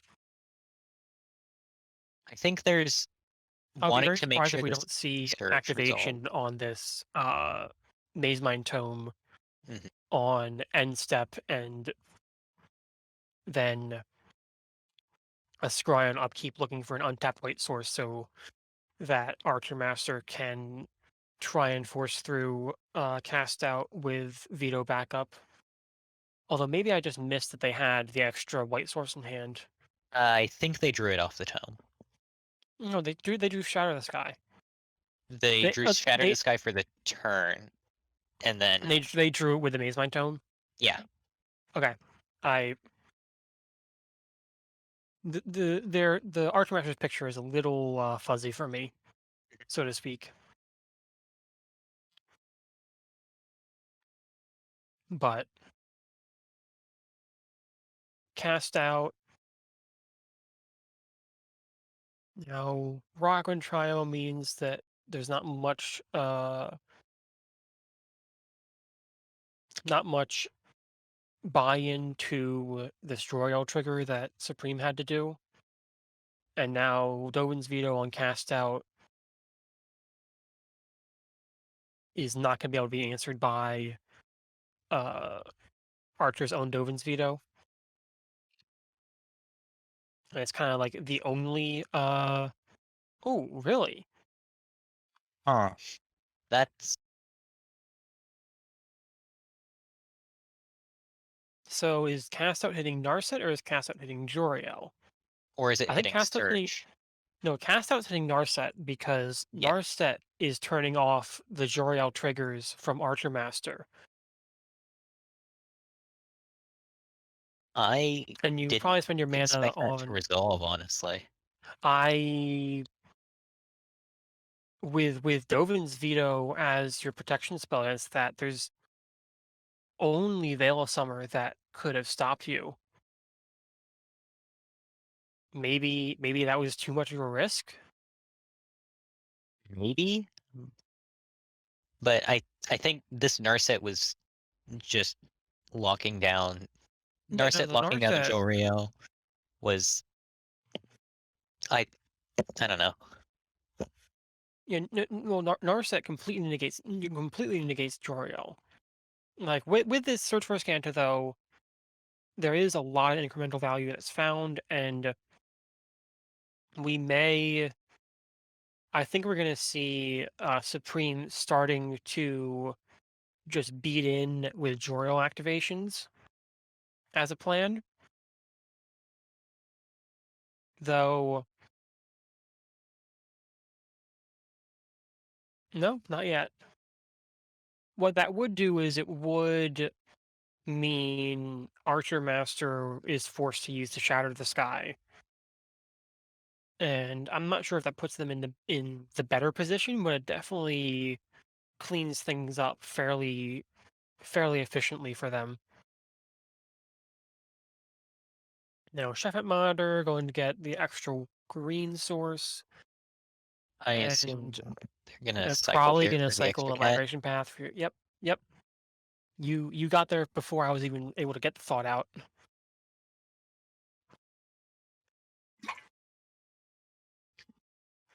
And now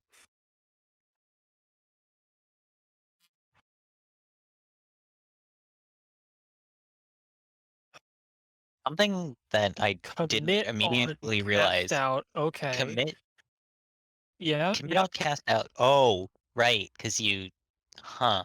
Stops the migration path, stops the Narset trigger. Yeah, that's very good. Yeah. And now we I have two more activations in Narset. maybe you get spicy and use the commit in response to the Sheffet monitor to shuffle the cast out in, Well, here's the but deal. there was mana up for that. Uh, wait, whose turn is this? Yeah, no. If this gets back to Supreme's turn, we might. Um, I expect to see uh possibly Mars Wake into memory, Oh, right.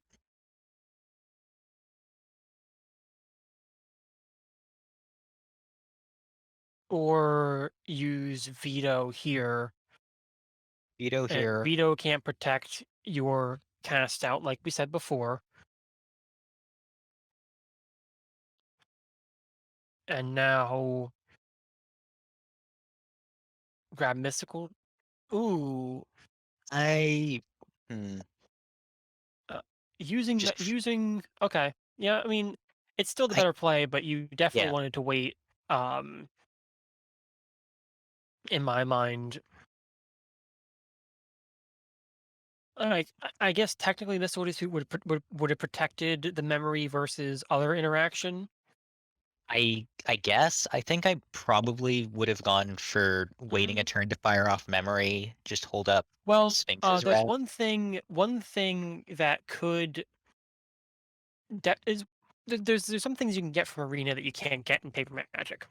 Where when you're playing with interaction on Arena, it's very hard to it's very hard to fake it, if Yeah. you know what I mean. So it might have been Supreme might have been clued in that Archermaster had some way to respond to the when they countered when they went to counter with veto and put them on either negate or veto, or like a negate or like a censor or some such. So Mhm. looking for that protection, I think, is a more fair response, more a fair call than we gave it credit for. Though it only could find one mana protection, which was only Mystical Dispute. So it might have been looking for a high roll more than it was looking for just straight up um, protection. If that makes any sense, Yeah, that's fair. because Archer is wait no this is Supreme. Supreme okay, so Supreme actually could have gotten either Dispute or Pact of Negation off that. Which okay, yeah, no, that's yeah. I've talked myself back into liking that play. Yeah. Like you're getting 7 cards instead of 8, but you don't have protection and you have a very good idea that your opponent has some amount of interaction with that memory. And if memory goes off, the game is over. The game is just 100% over. Yeah, that's fair. So Supreme is currently up by 2. One more win puts Supreme as the as the winner of this top 8. Archermaster, on the other hand, is going to need to claw back and win 3 in a row here. So we'll see how this pans out. Archermaster definitely has the tech cards to win it, and I don't know if I would have mulliganed that first hand from I Archer. yeah, I Joriel is Joriel's your been best card very in the good. matchup, in my mind. Um, But this is a reasonable Supreme, 6. yeah, no, reasonable 6 on for Archermaster. Supreme is trusting in their deck to not flood with lands with this 5 land hand and a commit. Mhm. Though the fact that memory is staple to that commit is means that you have a pretty decent way of buying yourself back into the game, though it's not as it's definitely a very long time that you'd be doing it.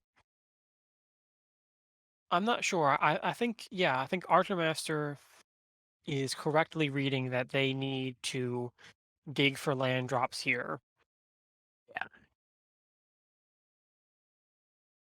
So grabbing playing Tranquil Cove, and if they get a untapped source for Jace in this next turn, we've got a real game going. Yeah. Because Supreme is still not doing much. Unfortunately, Archermaster did not find that 5th land, so now Commit is going to be able to hit the initial Jace. Though it might end up hitting this 2/2 Shark. Mm, I hmm. I doubt it. I think Yeah, I don't think you need to go with the I shark yet. because you're using the oh Joriel. This draw is the draw for this turn. So Joriel with negate backup now is very real, Mhm. and having that negate to back up against at least the first piece of interaction that's played, probably gonna hit this Muai Ling in a lot of cases, and then Jace to turn on Joriel every turn afterwards. Yeah. Archermaster's got a serious path.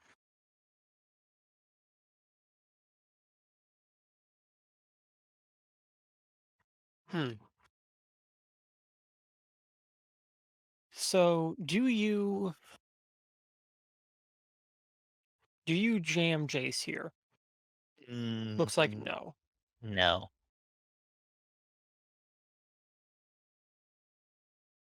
And on the Supreme side, do you jam? Mm, I think do you jam Dream Trawler? probably not. Okay, Moo now has commit protection, which means this shark is turned off, and your opponent has already shown that they're worried about your flash threats, so they're not going to be attacking with this Joriel in most cases. Okay, cycling from Wilt. That's Yep. great. Makes another cat Yeah, right now Archermaster needs this. Oh, commit. oh, okay.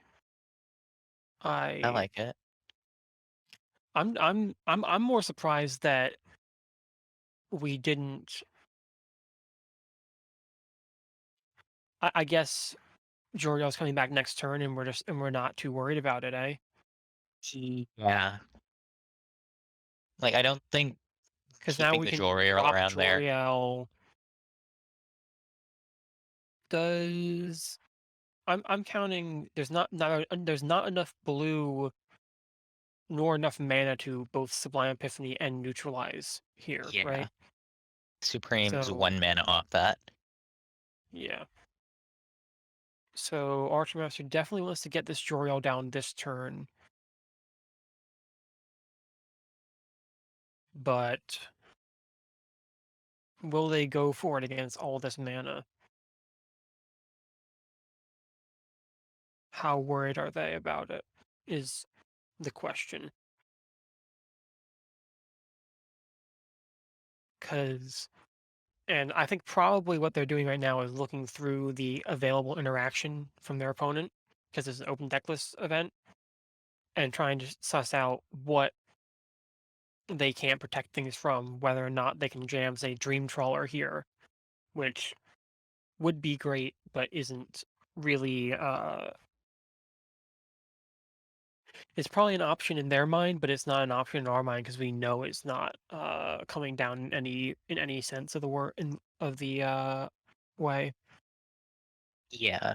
And I think So you just clean up with this Sublime Epiphany, uh, Sublime Epiphany is fine. counterbalance draw. I would be interested in using neutralize and sacrificing the Omen of the Hunt because we have our own Dream Trawler, and Sublime Epiphany on Dream Trawler is like cheating. Yeah, but I think I would go for the line that lets you maybe next turn play, or if you use Sublime now, you have a chance to Dream Trawler with Neutralize backup That is for if they fair. have a Wrath. Hmm. That's not an untapped land, That doesn't quite get but there. they can cycle it to find it. Mystical Dispute, it doesn't protect from anything but Time Wipe, and we know Time Wipe is not in the decks of most of these things. Uh, Uh, Notably, Supreme does not have enough blue without getting an untapped blue source to be able to protect this Dream Trawler from the Shatter of the Sky. if there's if there was untapped land there, then the Shatter would be protected. But this Yes. dispute, yeah, Yeah, now, the dispute does get there that now though. I was more hmm there's so many ifs in this. It's this crazy game, and I can't imagine what it's like not knowing a lot of the cards in these players' hands, trying to figure out what you need to play around and work with. It's quite the thing. yeah. I really like playing these kinds of mirrors. Although I negate was the draw. So, Negate's been in hand for a while. oh well, then negate protects it. Yeah. So they're gonna have to they're gonna have to spend two cards to hit this Dream Trawler.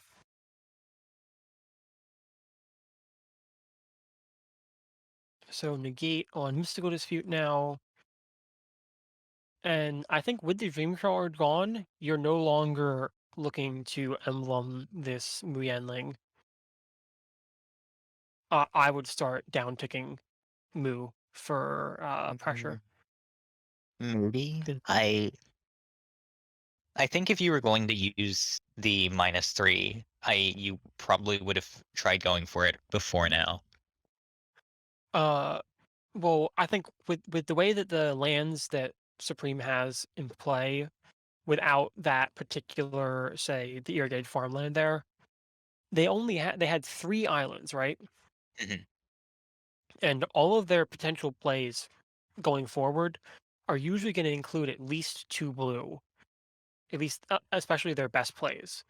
So they may be drawing a little bit more each turn with that emblem, but I think having that pressure from Mu is just as good as that one extra card.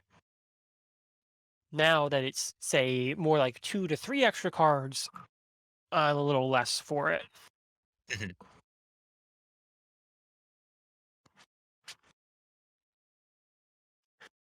Omen bringing Archer back into a bit closer to getting able to do something here, but Joriel, yeah, this L'Oreal, is gonna be Joriel Joriel, Jace is gonna Jace. be real, and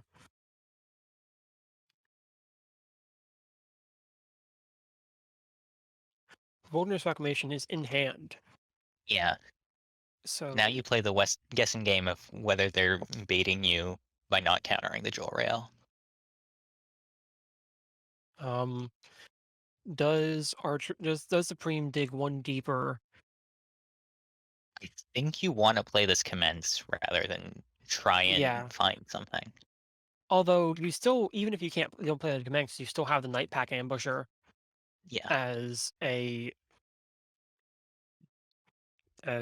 say a foil, so to speak, for the pressure that Joriel gives.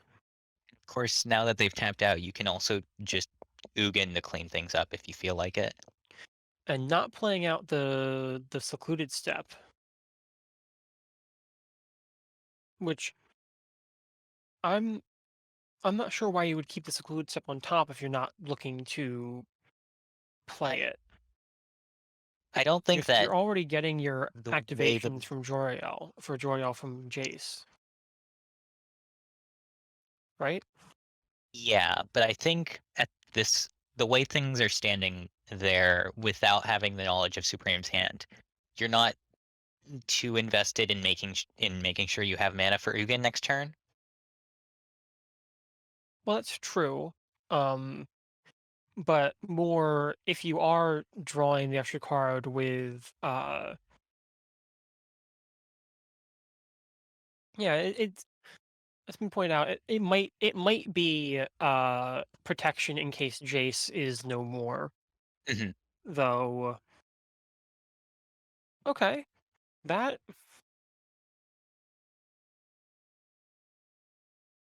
that's an interesting Ugin minus, honestly. I I don't Um, love it. and not playing out that secluded step last turn means that instead of having the ability to Ugin right back, and Ugin is at 2, so Ugin would kill Ugin. Mhm. Archer is just stuck having to deal with it. I don't think that keeping that, going back to it, like, if you didn't want the secluded step, I would have just bottomed it, like, if you weren't using it as a land, Mhm. because 1 mana draw a card versus seeing the next card in your deck is basically the same thing, is it not? Like the only thing it does is it makes it in case only Jace is gone and you have to go forward. Okay, it's Nezahal. Nezahal is good, but we're looking for Nexus of Fate here. Hmm.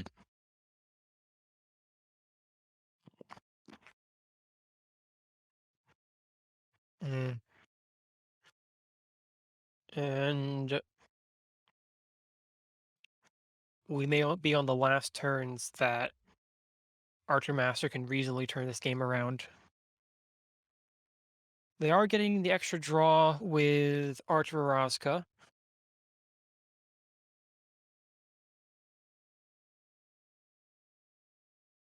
So maybe able to string something together, but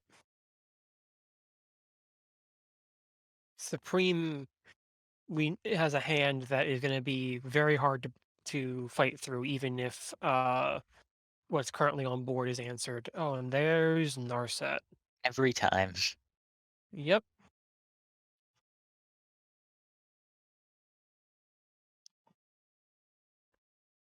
Mm. Do you, Do you just play it?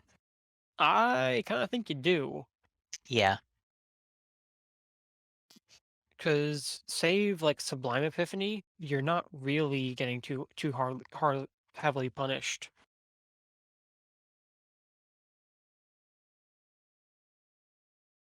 What we do see though is that Ugin will be able to answer this Narset fairly easily, and I think your Ugin. I think you can't -5 this Ugin. Yeah. You have to play the Ugin Ugin and up plus to it, killing the Narset, so it doesn't die to your opponent's Ugin just instantly.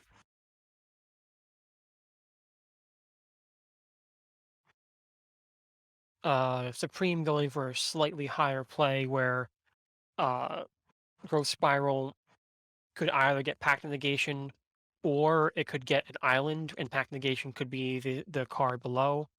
Mhm. So, okay. Chemist's Chemistry's Insight is Insight very can good. get you out of Uh, this. Archermaster fighting with the stop on X part of your turn ability of Arena. Looks like they were looking to at least get a chance to think about what they wanted to do while their opponent was still tapped out. Yeah. Arena doesn't do great with handling stops. It doesn't do great with things that care about your upkeep or end steps just in general. Arena seems like it would rather pretend that it doesn't that they don't exist. So cast out coming down. I expect to see Chemist's Insight coming and digging for some way. Okay, that that's not awful. I think I think there's a possibility you might even want to just -4 this Ugin to get rid of this reclamation, but I might be overvaluing that here. -4. That would lose the entire Ugin. Yeah, I don't think you lose the entire Ugin to get rid of Reclamation. fair. Um, though we're this is actually coming back here. So cleansing Nova, like here's the thing. How do you play this? Because cleansing Nova can kill the cast out, but does also kill your reclamation. And then what, basically? Hmm. Like if they go to cast out the reclamation, then Nova becomes fine. But And I think having the double mana is really huge here. but I don't like without Ugin, I'm not sure what the big game plan is against better card advantage and better board presence from Supreme.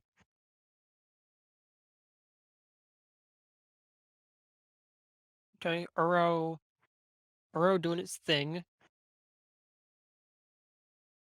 and then I imagine we're probably gonna escape an Uro and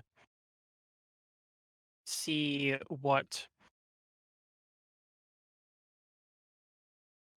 see what it draws you. Potentially, you probably try and play out like Uro. You could have probably weaved in Haven, Wolf Hall Haven in some way there as well, if you just wanted to use all your mana. Yeah. But Uro, then search for Tanta, and now that Uro is in play, if Uro becomes in play, because I think it's very possible that Fastest Intervention is going to take this Uro down fairly soon here. Maybe. Well, what Fastest Intervention? Yeah, so what you can do now is you can Brazen Borrower the Wilderness Reclamation back, and then use Intervention to stop the Uro, and that kind of closes the game out. Yeah. I was Because your opponent is only on 1 blue mana counters. Although I guess the Uro, well, now you can exile the Uro with Ugin. yeah, Ugin just -3s kills the Uro, and she kills the Uro. They lose Omen of the Sea, And does it. and Archer agrees with that. That is the final. That is the final match of this series. Yep.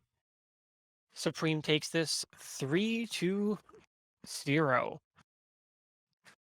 I think that the unfortunate part about this series that we saw is that even if you tech for the mirror, like Archermaster did with, say, Nezahal, that actually ended up not really being the tech that mattered, because we had a few games there where Supreme being on lower early interaction in like pack negation, or mostly pack negation, and censor, I think, being no, censor's in Sensors in both of them. both decks. Yeah, I excuse me, but but uh, say instead of going up to Nezahal, Supreme was on Outer Gagroth and like Thrag Tusk, and in addition to the Nightpack Ambusher that they were both playing. So Veil of Summer and Mystical Dispute, I agree with you, EMG, but I think Veil of Summer is a card that you play in a lot of these decks just base anyway, because you have the ability to churn through your deck so much, and it has such this incredibly high upside that you don't need to tech into Veil of Summer for um a fairly known top 8 meta. Much like you don't have to tech into Mystical Dispute for a fairly known top 8 meta. Both are individually good cards in the deck, and honestly, who knows? Maybe Nightpack Ambusher is gonna end up come out of this as a mainstay in these Bant Reclamation decks, because it was not in any of the decks before the top 8 I've seen. at least before people started thinking about the top 8. It was a new thing that popped up, I think, in the tournaments that we saw yesterday and the day before. People testing it out. So Lightpack Ambusher might just be like a new MVP of Bant Nexus, Bant Reclamation, whatever you want to call it, coming out of Yeah, this event. I'm mostly speaking with my experience in standard, with the old Teamer Reclamation deck. Um, but having stuff like Jor-El, like Nightpack Ambusher, which allow you to contest the board while allowing you to still develop, is Yeah, generally very powerful in most matchups. yeah. Developing your board while doing nothing is kind of what this deck wants to do, and both those cards allow it very heavily. So it's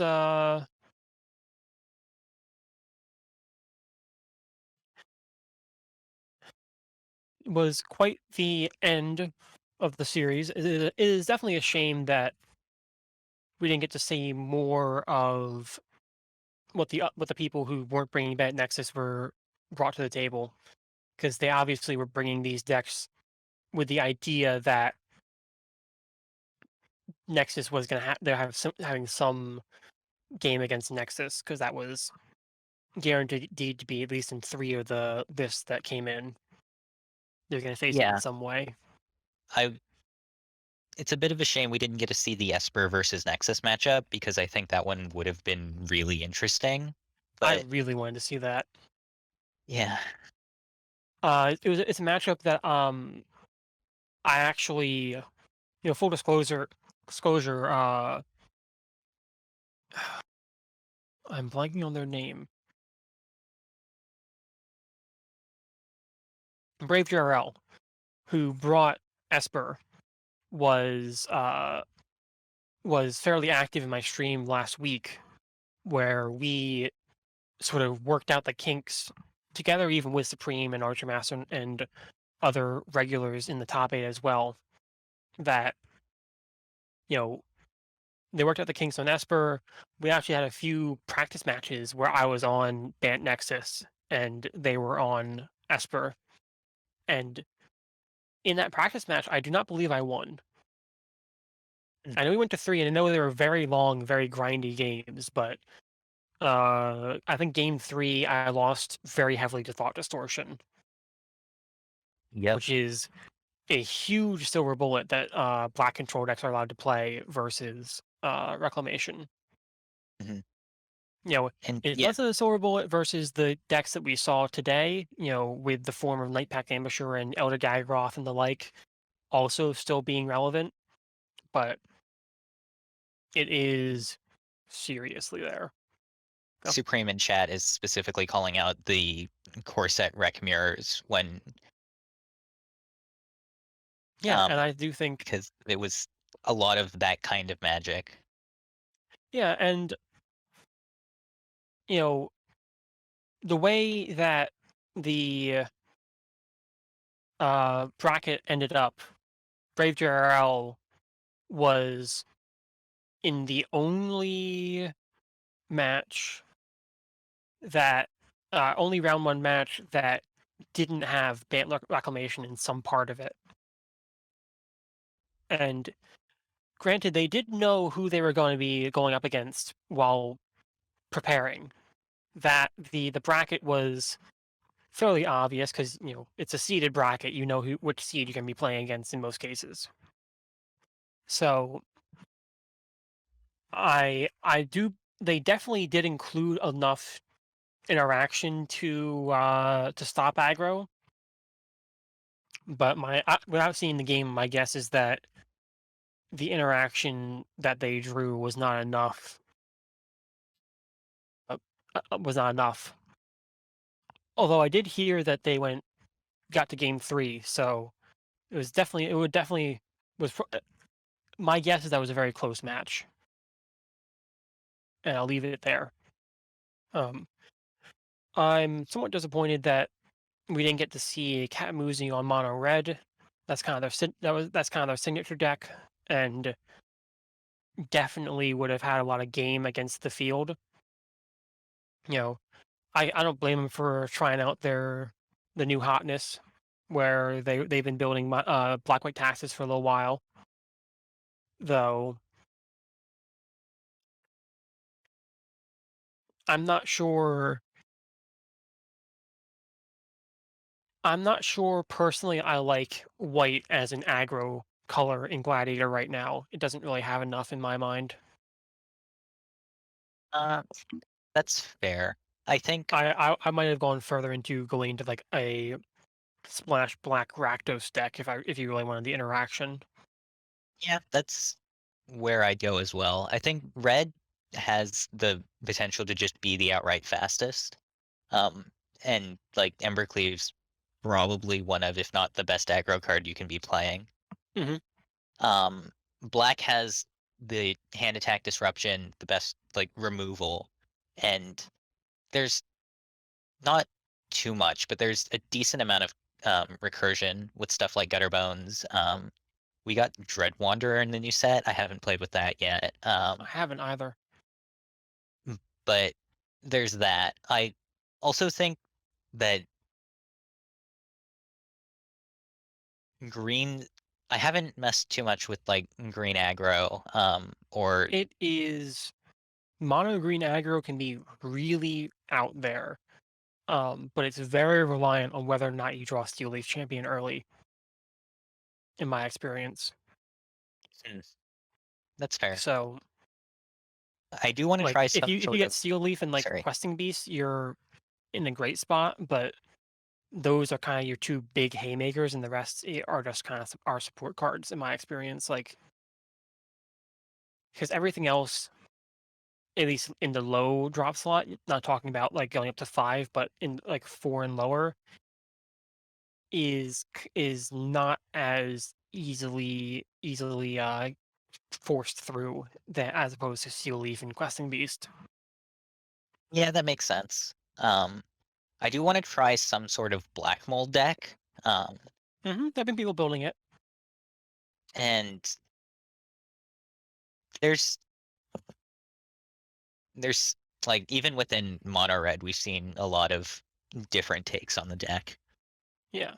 So I think that is a pretty good spot to end it. Um, Plugs.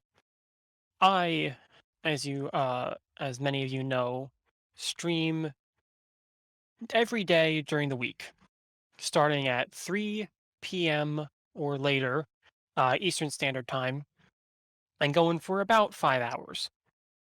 I'll be starting up again on Monday at twitch.tv/UFO630, and we have hit every milestone except for the follower goals. Um,